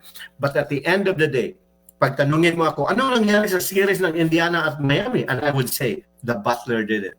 Jimmy Butler, Commissioner, averaging 19.9 points, 6.7 rebounds, 6 assists per game, and all around. And at alam mo, itong Miami, Commissioner, they have more shooters than a gun range. Ang galing nila. And then Indiana is very good with TJ Warren, Oladipo, and Michael Brogdon. But I tell you this, they will miss the Montas Sabonis. The Montas Sabonis was good in the aspect of rebounding and defense. That's where they will miss him, Commissioner. Kasi itong Indiana Pacers, although they are napakagaling nila, but during the bubble, they were they were fourth in the NBA in points scored allowed. So when the Miami Heat with all their shooters, Tyler Hero, Goran Dragic, Duncan Robinson, by the way, one of the best 3-point shooters in the NBA at 44.8%. And when they get hot, I don't think Indiana has the answer. So, but this is the interesting series. And also, sorry, Commissioner, I didn't bring flowers today, but I should have brought flowers for your Philadelphia 76ers kasi they have no chance against the Boston Celtics. Itong si Commissioner, Joel Embiid, I think he will average 112 points a game in this series against the Celtics because the Celtics are so small. They have Daniel Theis, 6'8". They have Williams at 6'10", Ines Kanter at 6'10". Nobody can guard him. But ang 5-hour ng Boston, Kemba Walker, Jason Tatum, Jaylen Brown, all of their starters averaging double figures in points. So the Sixers will make it interesting, but they will not see the light of a Game 7. So 4-2, Boston Celtics ang mananalo dito. Well, I kahit na ako ay talaga nagdurugo ang aking puso at talagang nagluluksa, kaya ako dapat sumang-ayon sa iyo, Homer. I really think that malaking bagay unang-una ang kawalaan ni Ben Simmons, plus of course the fact that talagang mababaw ang bench ng Sixers. They do not have the versatility and perhaps even the quickness to match up with the Celtics. And I think the Celtics will go far in this Eastern Conference. But I'm looking also at the Raptors next series. Alam ko na malayo ang Toronto. They have played spectacularly. The defense is terrific. But is there? Do you think that the Raptors are a little fragile, Homer? Dahil mukhang isang injury could spell a lot of difference for the Toronto Raptors. They are fragile, Commissioner, but right now they're healthy. So they're number one in the bubble. They're number one in defensive efficiency, 101.8. The next one is 100.6. So they are really head and shoulders above. Marc Gasol is the key, and he's healthy. And you don't see Anunoby and Pascal Siakam, they're very good. They're the number one team also in the NBA in transition. So the bad news, here's the good and bad news for the New Jersey Nets, or Brooklyn Nets. The only chance they have to beat the Toronto Raptors, because napakagaling ng interior defense, number one, the only chance they have is three-point shooting. The problem is when it comes to three-point shooting, itong Brooklyn Nets is second to last in three-point percentage. So they have no chance. I think the Raptors Nets 6 games, 4-2. Toronto Raptors will advance to the second round. Talaga, binigyan mo pa ng 2 laro ang Brooklyn. That is a credit to Jack Vaughn, for all that he's done for his team. Because they play so hard. They play, it's yung defense nila is a democracy, Commissioner. They have Chris LeVert. And sometimes it's a blessing. When you don't have your best players, kasi itong Brooklyn Nets, Commissioner, they don't have 4 of their 5 starters. They don't have Kevin Durant, DeAndre Ayton, Kyrie Irving, and Spencer Dinwiddie. And they showed the thing that they showed against Portland last night. They don't have anything to play for. Wala na, kasi secured na nila yung 7th seed. They didn't even have to play their starters, but they played last night and gave the Portland Trail Blazers the game of their lives last night. Puntik na nga. All right, let's go to that game. Yung incident na yung West now, Portland will play Memphis. Obviously, they have the advantage, yung tinatawag natin sa PBA na twice to beat advantage. And Memphis has lost a big piece in Jaren Jackson. Ano ang prognosis mo, Homer, dyan sa laban na yan? Oh, Portland. It's Commissioner, let me put it this way. In your program, kung mawala in one segment, kung mawala si Gab Malyari because he might be sick, it's okay. You will survive. But if you also lose Mike Santillan, that's another story. So ito yung nangyari sa Memphis. They already lost Tyus Jones. Tyus Jones was their best backup point guard behind Ja Morant. Tyus Jones was averaging 7.4 and 4.4 assists per game. And then bigla na lang nawala si Jaren Jackson, which is 17.7 points and 6.9 rebounds a game. You cannot fill that hole, Commissioner. And they have no chance. They might have a chance to upset, because with basketball, you get one night where you can hit anything. But to beat the Portland Trail Blazers twice, no way, Commissioner. So Portland will advance against the Portland Trail Blazers. Pero may warning ako sa Portland, Commissioner. Kita ko yung tweet mo kahapon na si Damian Lillard hit from the logo. You know what the Portland Trail Blazers remind me of, Commissioner? Para itong Portland, Commissioner, para itong babae na nakita mo in a darkened bar. You see her designer clothes, you smell her expensive perfume, and you get overwhelmed. But when you see the light of day, nakikita mo, marami palang scars under the cheeks at saka may character lines sa forehead. So ito yung problema ng Portland. Yes, they impress you, but at the same time, they don't play defense, Commissioner. Nabanggit ko na. They played a Brooklyn team that had nothing to play for, did not have 4 of their 5 starters, but they gave 132 points. The same Portland team, Commissioner, that gave 154 points against the Houston Rockets. So you beg to ask the question na kahit natalunin nila ang Memphis, how do they match up against the Lakers? So yun Yes. problema. Obviously, a lot of the Lakers fans believe na nagsabi na si Lillard that he will shock the world, no? So you think that they even have a yeoman's chance here? Yes, they do. Only because they have three bigs, Commissioner. They have Zach Collins, they have Yusuf Nurkic, and they have Hassan Whiteside. So they have three guys that could at least derail LeBron and Anthony Davis. The problem is Portland also has its own issues. CJ McCollum is not 100% healthy. He has a fractured bone in his, one of his bones in his back is fractured.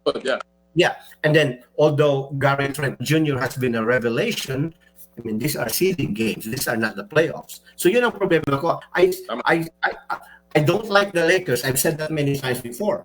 I like LeBron to lose against the Portland Trail Blazers, but I don't analyze games based off of emotion.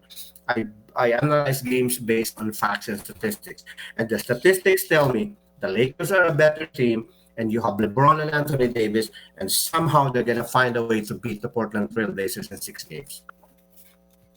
Alam mo, napakaraming magandang laban sa West, and obviously one of the most intriguing is the Thunder versus the Rockets, kung saan haharapin muli ni Westbrook, who is injured at the moment, ang kanyang dating kuponan.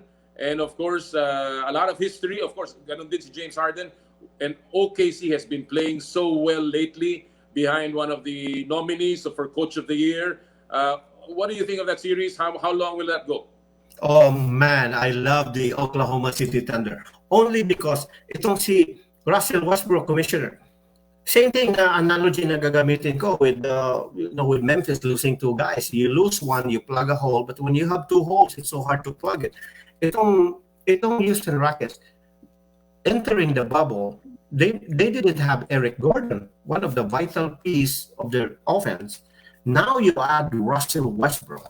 Kasi sabi ni Adrian Wojnarowski ng ESPN, this injury is so hard for a guy like Russell Westbrook who plays with so much force. Quad injury ito, Commissioner. So, that being said, now if you are Oklahoma City Thunder, you only have one scorer to deal with, James Harden. Austin Rivers has been very good, but he is not Russell Westbrook. So, itong Oklahoma City Thunder, and lest we forget, Chris Paul has had a phenomenal season, Commissioner, averaging 17.6 points, 6.7 assists per game, and 5 rebounds. So, I think because of that, mananalo a mild upset, should I say. Assuming, of course, that Westbrook cannot play, I picked the Oklahoma City Thunder to advance to the second round and play the Los Angeles Lakers. Wow. Bigat nun, well, we just heard news na Clippers beat the Thunder 107-103 in their game. Now, let's go to the Clippers. They're playing, obviously, they are playing so well, but they're facing a team that is rejuvenated, ika nga, ang Dallas Mavericks with Luka Doncic. Well, how do you see that matchup? Oh, the Clippers are too deep, Commissioner. It's just like going to a party or going to a house na bisita ka. If you are punta sa bahay ng Dallas Mavericks, you see their kitchen, ang daming pagkain sa table. May kawali, meron lahat. But then when you open the refrigerator, there's nothing there. So what if maubos ang pagkain before the 4th quarter ends? The depth of the Los Angeles Clippers are just too much for the Dallas Mavericks to overcome. But because of Luka Doncic and Porzingis and Wes Matthews, they will make the series interesting. But at the end of the day, the Los Angeles Clippers are just too good, too experienced, and too deep for the Dallas Mavericks, Commissioner. Sorry sa mga Dallas. Finally, yes. And finally, that last series, Nuggets versus Jazz, it may be the least exciting dahil sa kanilang style of play, but that should be a very evenly matched as well. Oh, sorry, Commissioner, I fell asleep. Kasi sabi mo, Utah and Denver. It's a bad series, Commissioner, but I look at this series with biased eyes because of Jordan Clarkson. And I would like to believe that Gobert and Mitchell are very good. All-star yun eh. They're both all-stars. At the end of the day, Jamal Murray and Jokic and the depth and the coaching of the Denver Nuggets. I picked the Denver Nuggets commissioner to go to advance to the second round and face the number 3 seed in the Western Conference semifinals. So you only see one particular upset dito, Homer, sa West, and everything will go as seeded, and it will be a very interesting, although very exciting ang matchups dito sa West. I think it will still be up to the seeds to make it happen. Sila pa rin na mananalo in your prediction. Yeah. Commissioner, stars, this is a star-driven league, and the stars make, ito yung LeBron will shine. Here's the thing. Many people, Commissioner, have been making a big deal out of LeBron. During the bubble, LeBron is shooting only 48%, which is way less than before the bubble. He's shooting 25% from the field and three-point range. And here's the answer to that. Back it. LeBron James, Commissioner, for the last 17 years while he's in the NBA, yung body clock niya has been used to be working from November to June. It's not used to be playing in August kasi rest mode yung body niya. And then you throw the 4-month pandemic. But as you see, LeBron, like many other superstars, once he rounds into form, mahirap. LeBron, I don't like the guy, but he still has more than enough to carry the Los Angeles Lakers in the Western Conference Finals and lose to my beloved Clippers. Ikaw talaga. Well, for all the LeBron fans, and I am included in that, I still believe that LeBron has a few more miles in his tank, and I think this is the time that you see LeBron at his peak, and obviously it will be a good chance for him to prove once again yung kanyang legacy dito sa ligang ito. Not for anything, but I think it will be a very interesting match between LeBron and whoever comes out of the All right, Homer, it's been a fun morning. Marami pa tayong pag-usapan as we go along sa playoffs, and we certainly will be talking to you again dahil lalo pang magiging exciting come the second round. Maraming salamat ulit sa iyong panahon, Homer. Thank you, Commissioner. And I saw your Twitter feed, and I see that you have 35,000 followers, and I immediately cried because I have 88. So thank you. Commissioner, not only does that show the disparity in talent, the disparity in popularity, and the disparity in good looks. So good morning, Commissioner. Mga listeners natin, power and play. Stay safe. Yan po mga kaibigan ng ating NBA beat reporter live from Chicago reporting on the NBA, si Homer Sison ng spin.ph. Alright, ang dami natin na pag-usapan tungkol sa NBA. Yung pong nangyari sa ating mga technical issues kanina, medyo mapipilitan tayong i-move back yung interview natin kay Ken Tuffin. Gagawin po natin o ipapalabas po natin yan next week. In the meantime, we'll take a quick break. Magbabalik pa po ang Power and Play hatid sa inyo ng Big Boss Cement at ng Cherry Loom. Power and Play with Com Noli Iyala.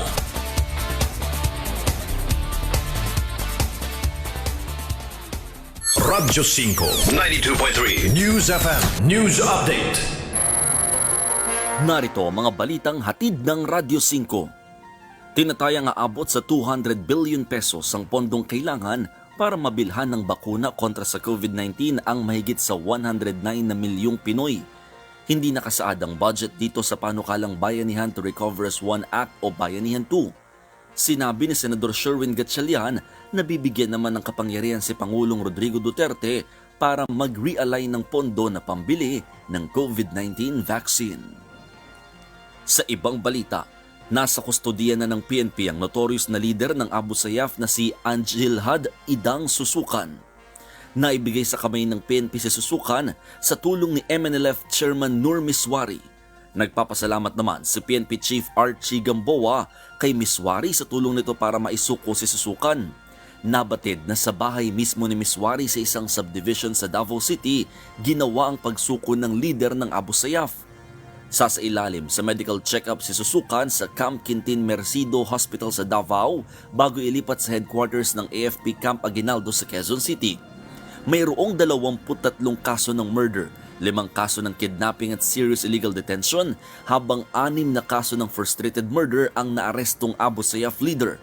Nabatid na wanted din ito sa kasong kidnapping sa Pilipinas at Malaysia na naganap sa East Coast, Sabah noong 2013 at iba pang krimen sa Hulo, Sulu. At yan ang balita. Ako si Mon Gualvez ng Radyo 5, 92.3 News FM. Radyo 5 News Update. Calling all COVID-19 survivors. If you're an official COVID-19 survivor, currently 18 to 65 years old, and weighing at least 50 kilos, you can save the life of a COVID-19 patient through your blood plasma donation. For inquiries, you may call 0998-582-1944 or 0998-582-1377. Donate now and help save more lives. A message from the KBP, Kaya Natin Movement for Good Governance and Ethical Leadership, St. Luke's Medical Center, and this station. Alam niyo po ba na malayo ang nararating ng respiratory droplets mula sa ubo at bahing? Kaya dapat dumistansya ng 1 metro o higit pa. Mas malayo sa ibang tao, mas malayo sa sakit. Mas ligtas sa COVID-19. Ang 1 metro po ay halos kasing haba ng 1 gitara, 1 walis tambo o lampas ng kaunti sa 1 yardang tela. Para sa iba pa pong impormasyon, bisitahin ang Bida Solusyon at DOH official Facebook page. Tandaan, we can #Bida Solusyon to COVID-19. Maraming salamat po. Power and Play with Com Noli Iyala. Nagbabalik po ang Power Play ngayong Sabado ng umaga. Gusto po nating batiin muli si Ronnie Chavez. Magandang umaga po sa inyo lahat. Si Doc Barry Mendoza. Magandang umaga dyan po sa Santa Maria, Bulacan. Kamusta rin po kay Carmelita Guerrero? Magandang umaga sa iyo. O kay paring Roman Santos, nanonood sa atin dyan sa may Paranaque. And of course, si June Posas, Mayong buntag, at sa lahat po ng ating mga kababayan, lalo-lalo na sa Cebu City. Mayong buntag sa inyo lahat. Pati na rin po kay paring Alnoel dyan sa Cagayan de Oro City. At this point, gusto ko lang ulit magpasalamat sa lahat ng mga sponsors natin na patuloy na nagtataguyod sa Power and Play. Big Boss Cement, Big Boss sa tatag, Big Boss sa tibay. Nandito na ang Big Boss Cement, di basta matitibag. Approved sa kalikasan at sobrang abot kaya. Maraming salamat po sa kanilang Chief Company Innovator at Presidente, si Engineer Gilbert Cruz. Again, ang Big Boss Cement, Big Boss sa tatag, Big Boss sa tibay. Maraming din po salamat sa Cherry Loom, ang yerong may aluminum, ang inyong kaagapay po sa lahat ng inyong proyekto. Cherry Loom ang maaasahan, available at all leading hardware and inyong mga suking tindahan. Cherry Loom mga kaibigan, marami po salamat kay parang Elmer Ngo ng Cherry Loom. Marami din po salamat sa Elms Resto Bar and Kapihan. Ang Elms Resto Bar Group ay nag-offer na po ngayon ng party platters, home ng fried itik. May free delivery po sila sa pamamagitan ng pagbabayad through GCash or BDO. Ang kanilang Quezon City numbers ay 0977-157-0499. Yan, makikita nyo sa ating screen. Yung kanilang pong mga branches sa Cali Bistro, Commonwealth, ang kanilang pong number ay 8240-2032. At sa Makati sa poblasyon po, 8403-937. Libre po ang kanilang delivery. Elms Resto Bar, Elms Kapihan, and Bar. Marami din po salamat, of course, sa Joyride, ang inyong kasundo sa pagtulong. Wherever you are, whatever you need, we can deliver and we'll do it for as low as 14 pesos. So book na po ng inyong delivery at pabili needs now via Joyride. Siguraduhin lang po na download ang latest Joyride app. Ang Joyride, katulong o kasundo sa pagtulong. Maraming din pong salamat sa ating mga kaibigan sa Skin, ang inyo pong face and anti-body or anti-aging body center, face and body anti-aging center. Ang Skin po ni Dr. Chi Sarmiento at saka ni Doc Riddick Sarmiento, ngayon po ay tumatanggap na ng consultations sa pamamagitan ng kanilang mga hotline na ating ipapakita ngayon sa ating screen. Skin, yan po, 0917-890-1640. Yan po kailang numero for your consultations pag na-lift na po itong MECQ, tuloy na rin po ang kanilang pagtanggap ng mga kliyente. Again, Skin, your face and body anti-aging center. And finally, gusto po natin magpasalamat sa MP School of Makeup Artistry, ang ating official makeup and hair dito po sa Power and Play. Maraming salamat po sa MP School of Makeup Artistry. Alright, ang dami natin mga kaibigan na patuloy po sumusuporta. Maraming salamat sa lahat na sumusubaybay po sa atin. At this point, ipapasok na natin ang ating huling magiging panauhin, but certainly not the least. Siya po ay isa sa pinakabatikang coaches ng ating liga ng PBA and of course, a very outspoken head coach tungkol sa mga issues sa ating kapaligiran. Walang iba kundi ang head coach ng NLEX Road Warriors, Coach Yang Yao. Good morning, Coach. Narinig ba ako? Yes, sir. Ayun. Kada ko naka-mute ako eh. So, good morning, Com Noli. Good morning sa lahat ng mga milyong mga fans mo. Yun. Kahit nabawasan. Power and Play. Technical issue kanina. Coach, ano ba pinagkakaabalahan mo? Ngayong naka-lockdown tayo. Mukhang ang ganda pa rin ng pangangatawan. Tuloy-tuloy ba ensayo? Oo, kasi napapadami yung kain. Kaya nangyayari, kailangan din mag-workout. So, may oras naman. Maraming oras. Tapos, paglilinis ng bahay, paglalaba, pagpaplansya, tsaka pagbabacuum ngayon, expert mo dyan. So, maraming ginagawa ngayon, marami rin ginagawa.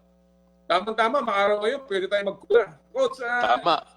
Alam mo, seriously, ito, very busy ka, alam ko, you're still very busy, ang dami mong inasikaso, but itong oras na ito na nagkaroon ka, ano ang nadulot sa iyo nito, Coach, na nabigyan ka ng konting oras para sa'yo? What has this done for you?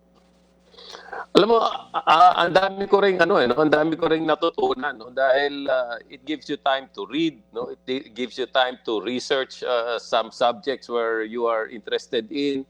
A lot of basketball, pag-uusapan, narinig ko pa yung last few minutes ng interview mo kay Homer, napaka-interesting ng mga sinasabi niya.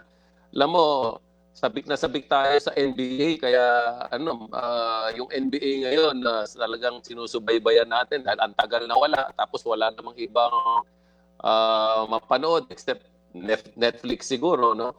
Then alam mo, isa pang ginagawa ko rin is watching a lot of European basketball, no?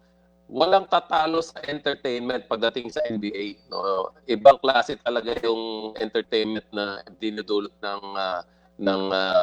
talent ng mga tao diyan sa NBA. Pero pagdating sa sistema, no, pagdating sa overall basketball cohesion, knowledge ng European coaches at ng European players, I think doon sa mga doon sa mga gustong mas matuto pang malalim na understanding ng basketball, napakagandang panoorin ng Euro basketball. So, yung EuroLeague. Nakakatuwa yan, sabihin mo yan, Coach, dahil alam naman natin na nabanggit mo na rin yan in the past tungkol sa even mga possible consultants natin na pwedeng tuturin para sa ating national team. But bago natin pag-usapan yan, alam mo, nabanggit mo rin, Coach, yung sinasabi mong at least itong panahon na to, wala tayong mapanood. At of course, ang PBA ay nagbabalak na magsimula ulit, at least kahit na scrimmages or practices man lang. Pero ikaw ba, kahit paano, Coach, kampante ka dito sa sistemang ilalakad ng PBA, yung sinasabi nilang closed circuit system, yung bahay, practice facility at bahay. Dahil nung isang linggo, nakausap natin si Dr. Tony Liachon at sabi nga niya, medyo itong sistemang ito, meron pa rin konting butas dahil hindi naman kompletong-kompleto na ika nga masishield mo, mapoprotektahan mo yung mga player dahil kahit paano makikihalo-hilo sila sa kanilang mga kasama sa bahay, pwede namang meron na kasama yung iba. No? So, yan ang mga bagay na sabi niya dapat ingatan. So, ikaw ba, Coach, kampante ka dito sa sistema natin para sa PBA sa pagbabalik na PBA? Malaki pa rin ang tiwala ako. No? I have a lot of confidence na lahat naman ng precautions ginagawa natin. Pero iba talaga yung meron ka sarili mong bubble, just like what the NBA is doing. Pero pagdating kasi ron, alam natin, it's a logistical problem. No? Maraming kailangang mangyari no? In order to do what the NBA is doing. But they've set an example. Sabi ko nga, hindi na natin kailangang i-reinvent yung wheel. No? Hindi na natin kailangang inventuhin pa kung ano yung magandang sistema. Nakikita naman natin no?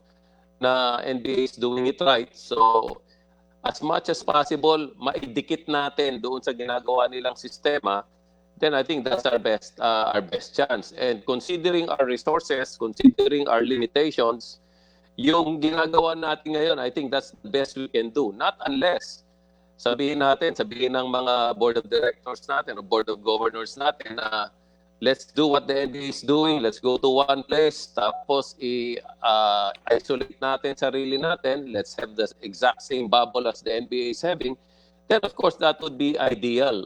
Nakikita naman natin, wala pang tinatamaan sa kanila as of now. No?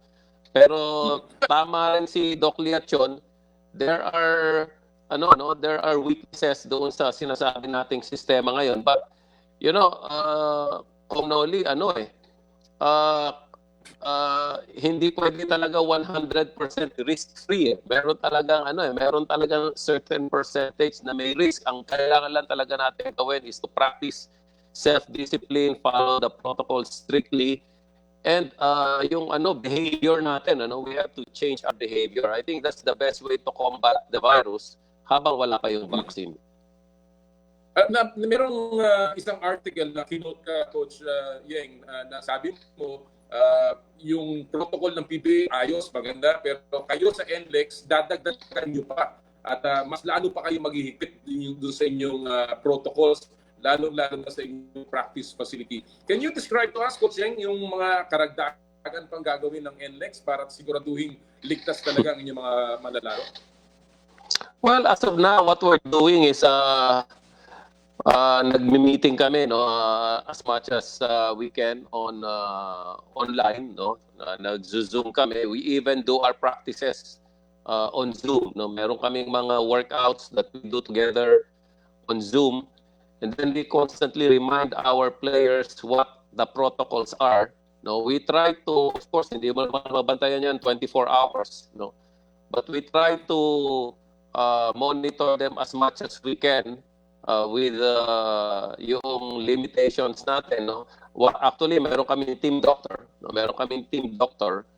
Ang ginagawa ng team doctor namin is every so often, he calls up the players, tinatanong niya kung anong mga activities nila, tinatanong niya kung sino mga kasama nila. Kasi ang ginagawa namin ngayon, we are actually preserving 2 bubbles, or we will try to preserve 2 bubbles. The first bubble is your family bubble or yung household bubble mo. Ang sinasabi namin, anybody who's not within your household is an alien, na as much as possible, huwag niyo papapasukin yan sa bubble niyo. Yung family niyo lang at kung sino lang nakatira sa bahay niyo, yan lang. Ingatan nyo lahat yan. Yung meron kayong mga kasambahay, meron kayong driver, even those. Pagka kasi yung mga yan umuwi, nagbakasyon, tapos nagbalik sa'yo, now delikado na yan. Hindi mo alam kung pagbalik sa'yo kung ano-anong dala niyan. So, we try to caution them with that. So, preserve first your family bubble or your household bubble. After that, pagdating ng PBA practice, magiging 2 bubble na yan. Now, you have to preserve your team bubble. So pagka na-preserve mo yun sa bahay mo, tapos na-preserve mo yung team bubble mo, there's a good chance you can sustain that. So 2 bubble ang pinipreserve mo, pero kung nasa kunyari nasa Florida ka, mukha ng ginagawa ng NBA, they're actually preserving just the team bubble, isang bubble na lang yan.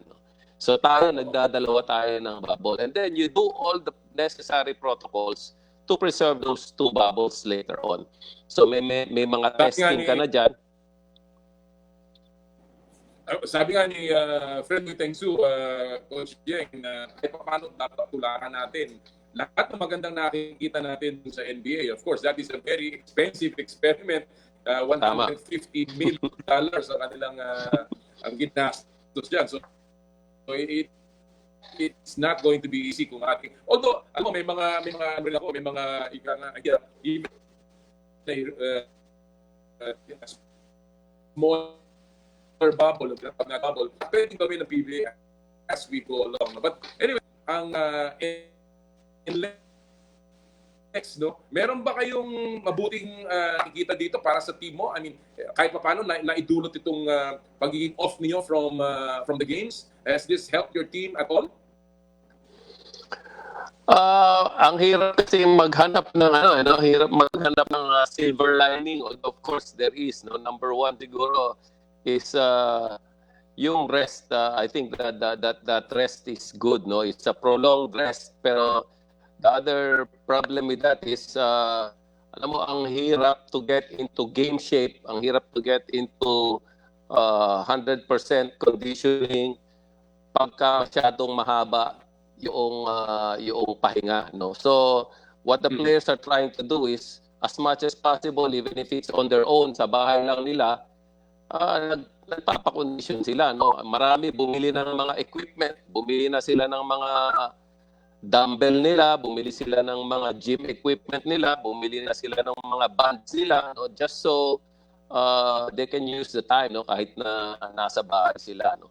So makikita mo, I think the good thing here is makikita mo yung disiplina. Everybody wants to play. And they're showing it by, at tinitignan ko yung mga players ko, nakikita ko naman sila. Kung meron man tumaba, siguro tumaba lang sila by 3 or 4 pounds. Malaki na yung 5 pounds. No? So if you stop for 5 months and you're only overweight by 4 or 5 pounds, I think that's a very good indication, no, that these guys are taking care of themselves. Kasi mapapakain ka talaga eh. Saka kung wala kang ginagawa, talagang tataba ka. But these players, if you're only 4 or 5 pounds overweight at this time, ibig sabihin na ginagawa nila yung dapat nilang gawin. So that's, I think, a good thing that these players are disciplined enough, no, to take care of themselves.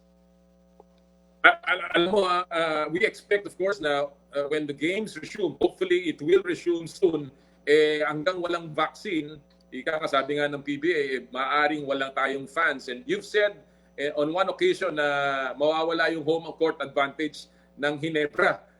Now, among the teams, sa tingin mo, Coach Jay, aside from your team, of course, obviously ikaw, who do you think will benefit the most ang walang months na nanonood?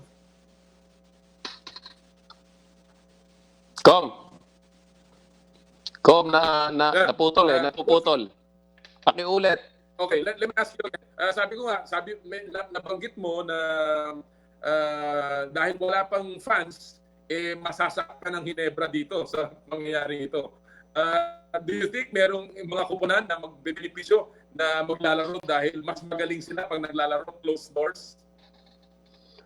Alam mo, lahat kami magbe-benefit kasi wala kaming laban sa fans talaga ng Ginebra, no? Pagkadating ng laro namin against Ginebra, I think great equalizer tawag namin yan. It's going to be the great equalizer. It's them against the team they're playing against. Ang hirap talaga nakasama ng Ginebra yung mga fans tsaka yung crowd nila, no? So kung tatanungin mo, may magbe-benefit ba? Yung 11 other teams are going to benefit, no, in that aspect, no.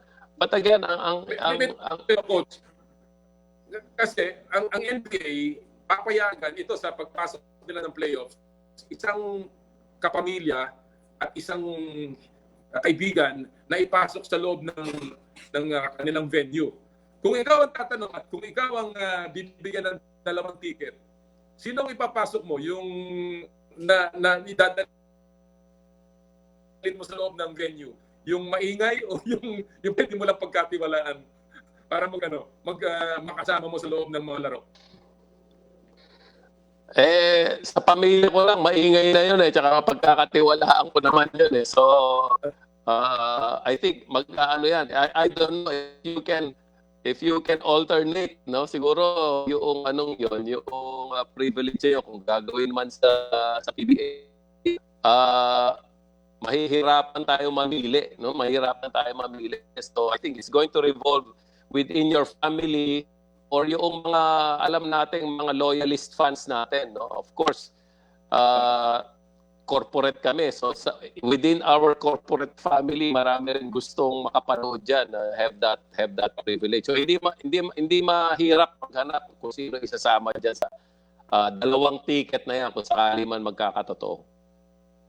Alam mo, may nagsabi rin sa NBA na dahil daw tahimik, wala mga fans, marami daw tatawaran technical ang mga referee sa coaches at saka mga player dahil mas madaling naririnig nila yung reklamo ng coach at saka ng player, pati daw yung mga sinasabi na hindi dapat masabi minsan-minsan o hindi dapat marinig.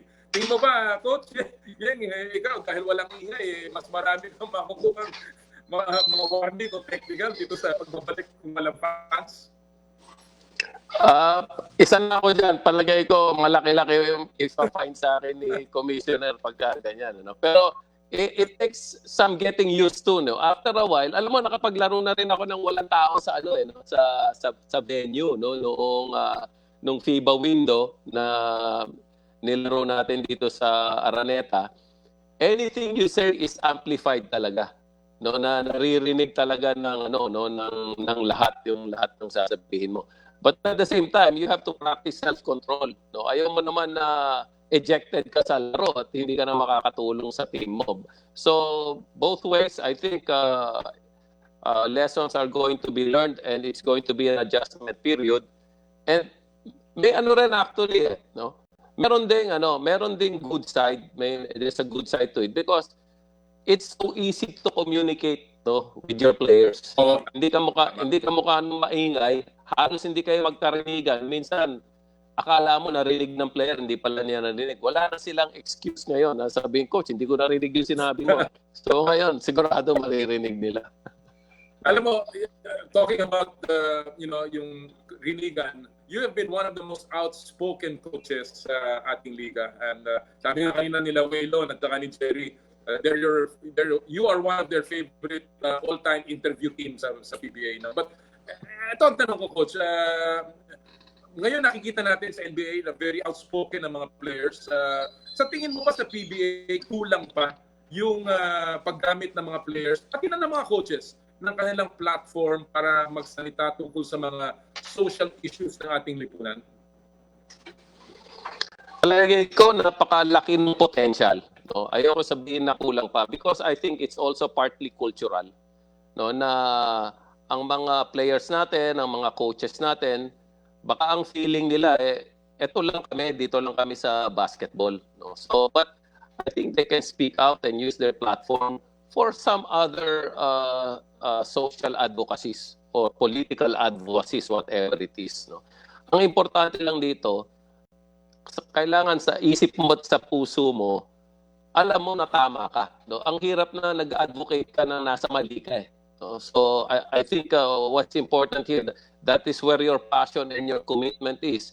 Pag passionate ka, pagka committed ka, pagka well-educated ka sa isang bagay, doon mo na nararamdaman na may idadagdag ka doon sa debate on that subject. No? Kaya lang, pagka sa feeling mo, I'm not educated enough on this subject, so bakit ako makikialam? O kaya ang feeling mo is tahimik lang ako kasi magfo-focus na lang ako dito sa basketball. Kaya sinasabi ko na I think there's a lot of potential, no? Kasi sa NBA, maski na sa football, maski na sa baseball, a lot of players and coaches, no, are already doing it. Kasi sila siguro culturally, no, yung democracy sa kanila mas napapractice nila yung kanilang mga freedoms, no. Sa atin kasi parang masaya na ako, maganda yung sweldo ko, maganda trabaho ko, kung meron mga nakikita tayo na mga ibang tao dyan at as privileged as us, well, maybe will help in some other way, pero hindi ako makikialam sa mga issues, no. Pero I think it will be good for the PBA, for the country, if players have some advocacies, whether it's political, social, whether it's about environment, climate change, whether it's about cruelty to animals or whatever, I think maganda yun. I think it makes you a better person, a more well-rounded person. Alright. Well, alam mo, Coaching, kaya kita gustong kausap dahil you are truly outspoken.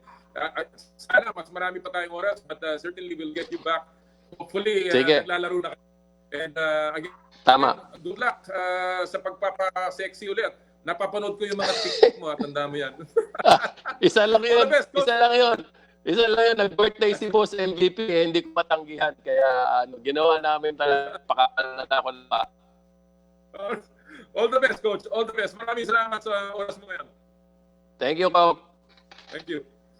Alright, mga kaibigan, yan po si Coach Ieng Giao ng NLEX Road Warriors, ang ating isa sa mga paborito talaga nating ma-interview. Really outspoken, napakaraming opinion sa mga bagay-bagay. And I'm sure marami po tayong pag-uusapan when we get him again. Alright, mga kaibigan, again, kami po yung nagpapaumamin sa lahat ng mga nangyaring mga technical issues. We'll try to fix that for next week. But again, thank you for continuing to support Power and Play. Sa kalan po lahat na bumubuo ng Power and Play, nagpapasalamat po kami sa inyong pagsubaybay ngayong Sabado ng umaga. Tandaan niyo po tuwing Sabado, bawal ang masungit! And of course, sa lahat po ng ating gawain, ad maiorem Dei Gloriam, all for the greater glory of God. Happy Sports Weekend, mga kapatid.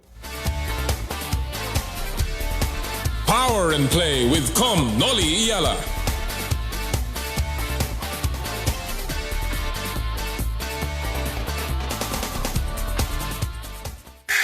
Game over na! Next Saturday ulit, Noli Iyala Power and Play sa Radyo 5 92.3 News FM. COVID-19. Reminders from DOH. Tamang paghugas ng kamay. Ang simpleng paghuhugas ng kamay ay